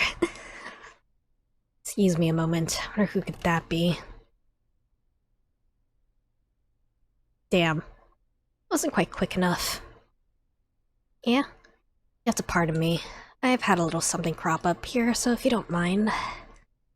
Got other interviews I need to get to anyway, so I'll just... Okay. Rest in peace. Stepping into the hallway, Minori Kawa could hear voices from the adjoining demo room. Yanagishida and 2 other men. Couldn't make out any words, but they were arguing about something. Some consumer complaint against one of his products or an issue with a client company, something along those lines. Sure have it rough. Hang in there, Mr. Yanagishida. He's dead. It's the man I spoken to earlier that afternoon about the surveillance cameras. Come here a sec. What is it? I'm real busy right now. I got a scoop for you. Saw it with my own eyes. Raise an eyebrow. Give me the details. Saw some foreign guy with handcuffs arguing with someone who looked like a detective. Some kind of international sting or something. Just over there, behind the police station. Suspect arguing with a cop outside a police station wasn't all that weird. He still had a feeling he was missing something. Big thing is what happened afterwards. Undid the guy's handcuffs and let him run off. I'm telling you, man. It's been like a bribe. Seemed unlikely. It's what it had to be. Some wheel greasing going on. I'm making all this up, are you? Regarded the man coldly, but the guy still seemed quite legitimately worked up. Let's report this to the police right away. Why do I have to? If it's for the police, go give it yourself. I can't. I'm no good when it comes to the police. Never gonna believe someone like me. You're a world-class reporter. Cops will take your word over that of some random nobody. Didn't have the time to debate the point. It was easier to make the call.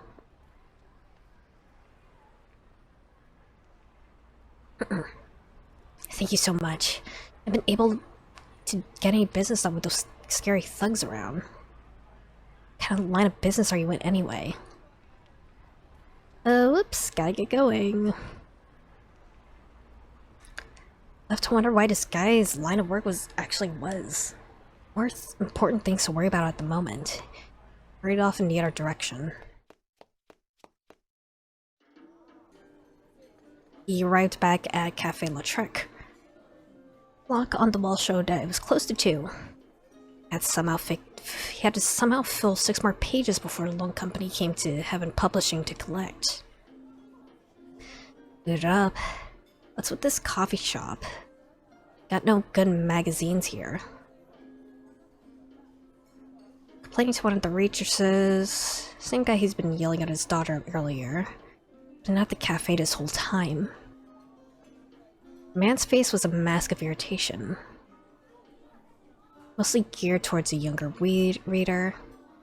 Perhaps this would be to your liking. 4-star general. This is vulgar. That's a harsh way to put it, but Norikawa can fault him for speaking the truth. Continued grumbling as he went back to his seat.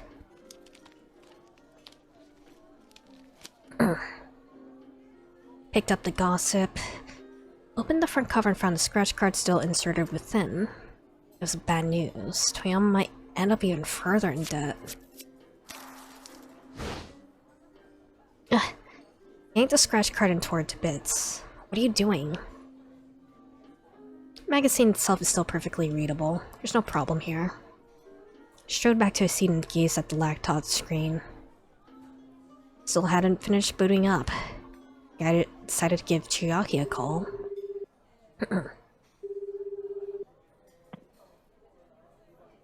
Picked up right away. How's progress? I did it.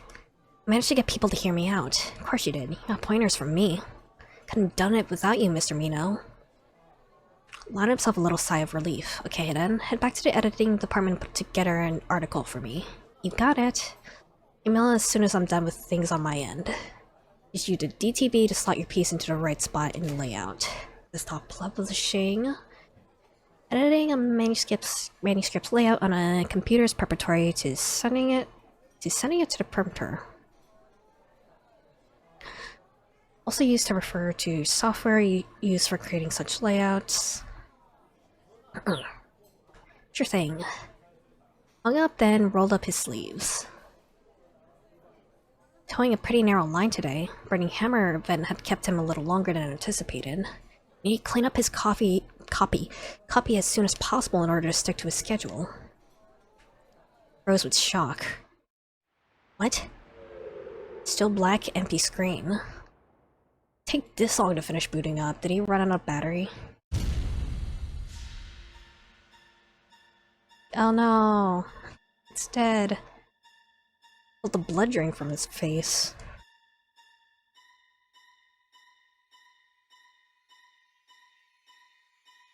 Rest in peace.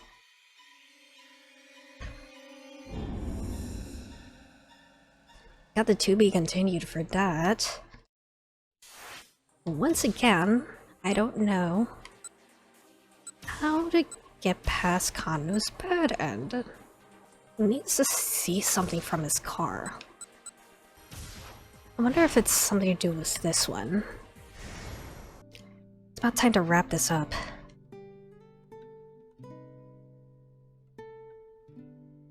It won't be necessary. I'm heading out now. Gotta run before those guys show up. Personal thing is all. Okay. So...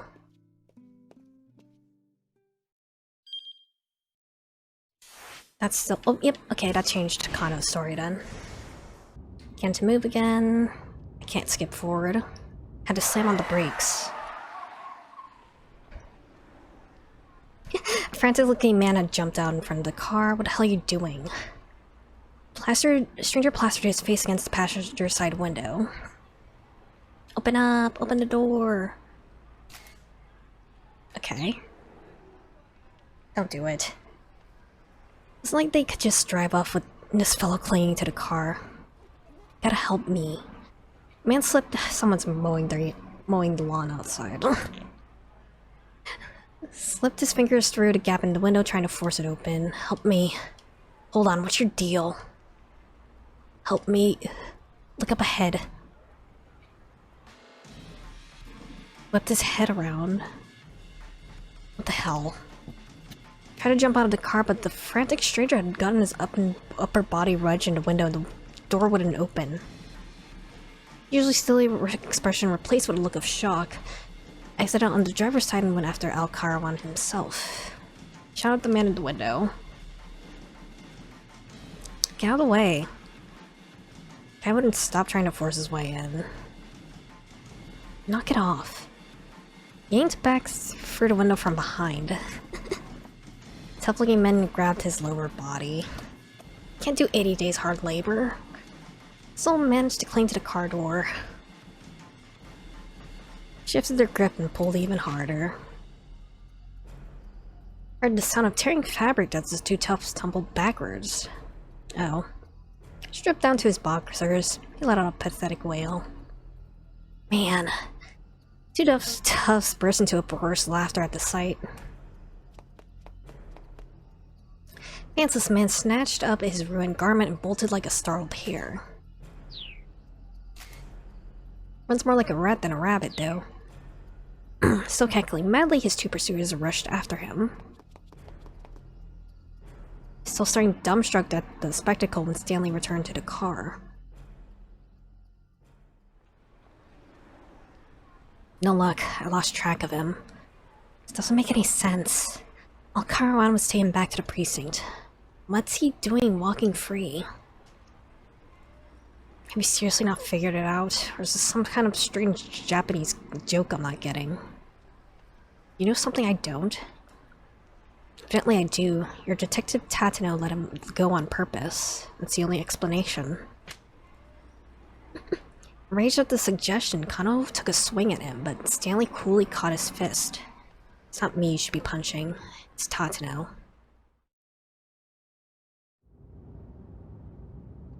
Radioed up Kuze on the wireless. Did Detective Tatano bring Tariq Al-Karawan to the precinct?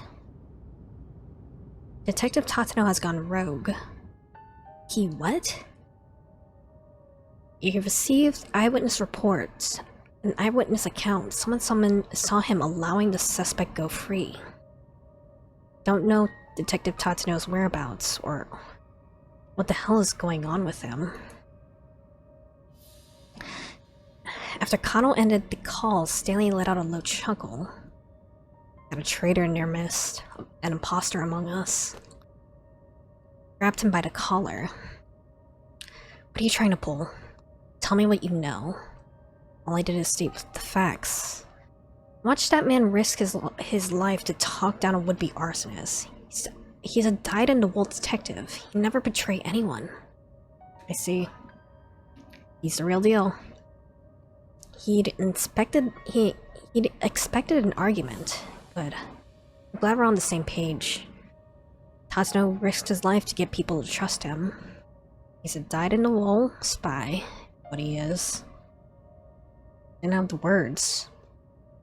His clenched fist trembling once more, he fumbled for his cell phone again.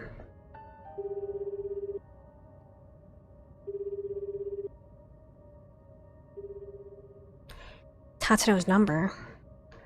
Phone rang 5 times but failed to connect. Right, because Kano called his phone. Yeah. His phone rang in the storehouse. Has to be a reason for this. Tatsuno must know something we don't. Really now? Makes you so sure of that? Sure this kidnapping wasn't about the ransom.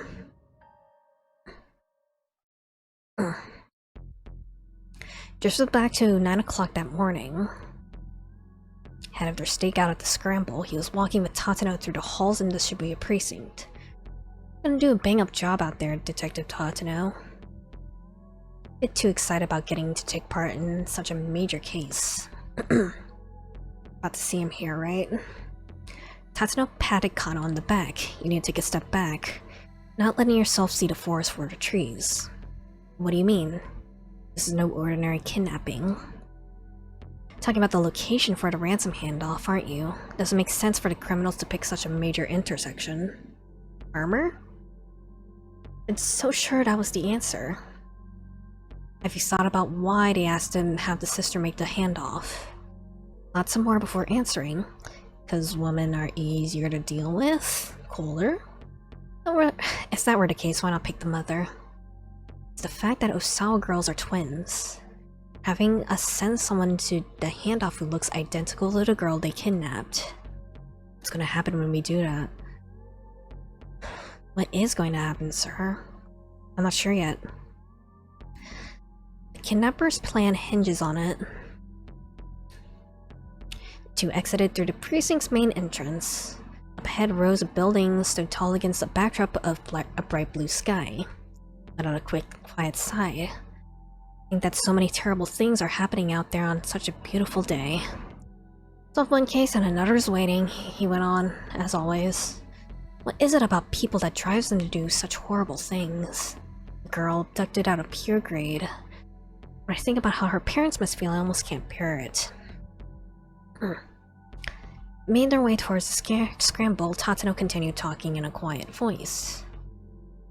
My father was a raging alcoholic. The house was always a complete mess. He was loud, violent, never had any money, always reeked of booze. She'd cry and cry. I was afraid to come home. Every day I stayed out playing as late as I could possibly manage. I could hear the pain in Tatsuno's voice. The life took too much of a toll on my mother. She died when I was still in grade school. My father, he just got worse. I was there with him at the end, after he'd wasted away to almost nothing. Not the sort of childhood I'd wish on anybody. Sounds like you really went through a lot. He hated himself for uttering such an empty platitude, but he had no idea what else to say. Kano? As old as I am, I still don't really know what it is to be happy. And that's probably because I've never known what it's like to have a happy family. So forlorn. The only happiness I know how to protect is other people's happiness.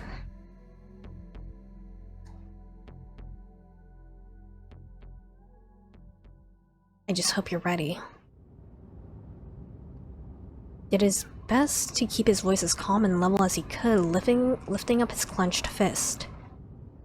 Because if I find proof that Tatsuno is innocent, I'm planting this right into your jaw. Cracked a wry smile. Traffic had finally diminished, and they rapidly drew close to their destination. Syndicate's hangout was in Tomigaya to the southwest of Yoyogi Park. This place again.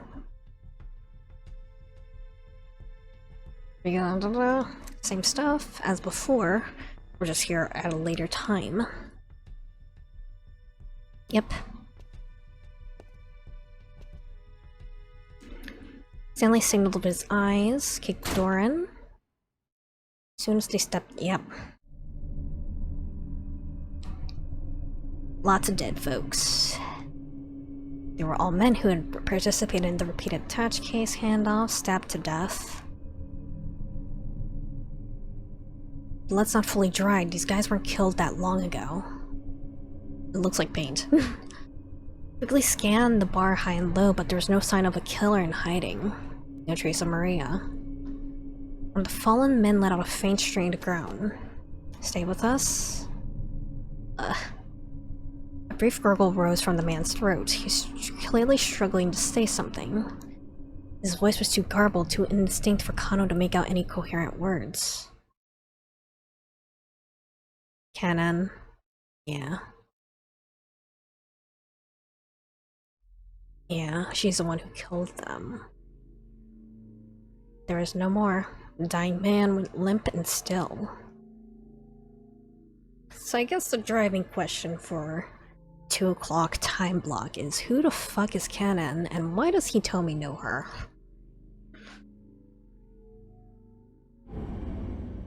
Okay.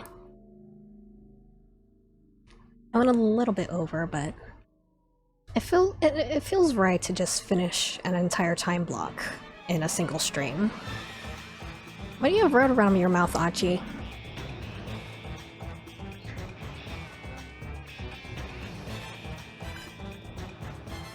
Do you know me? Oh.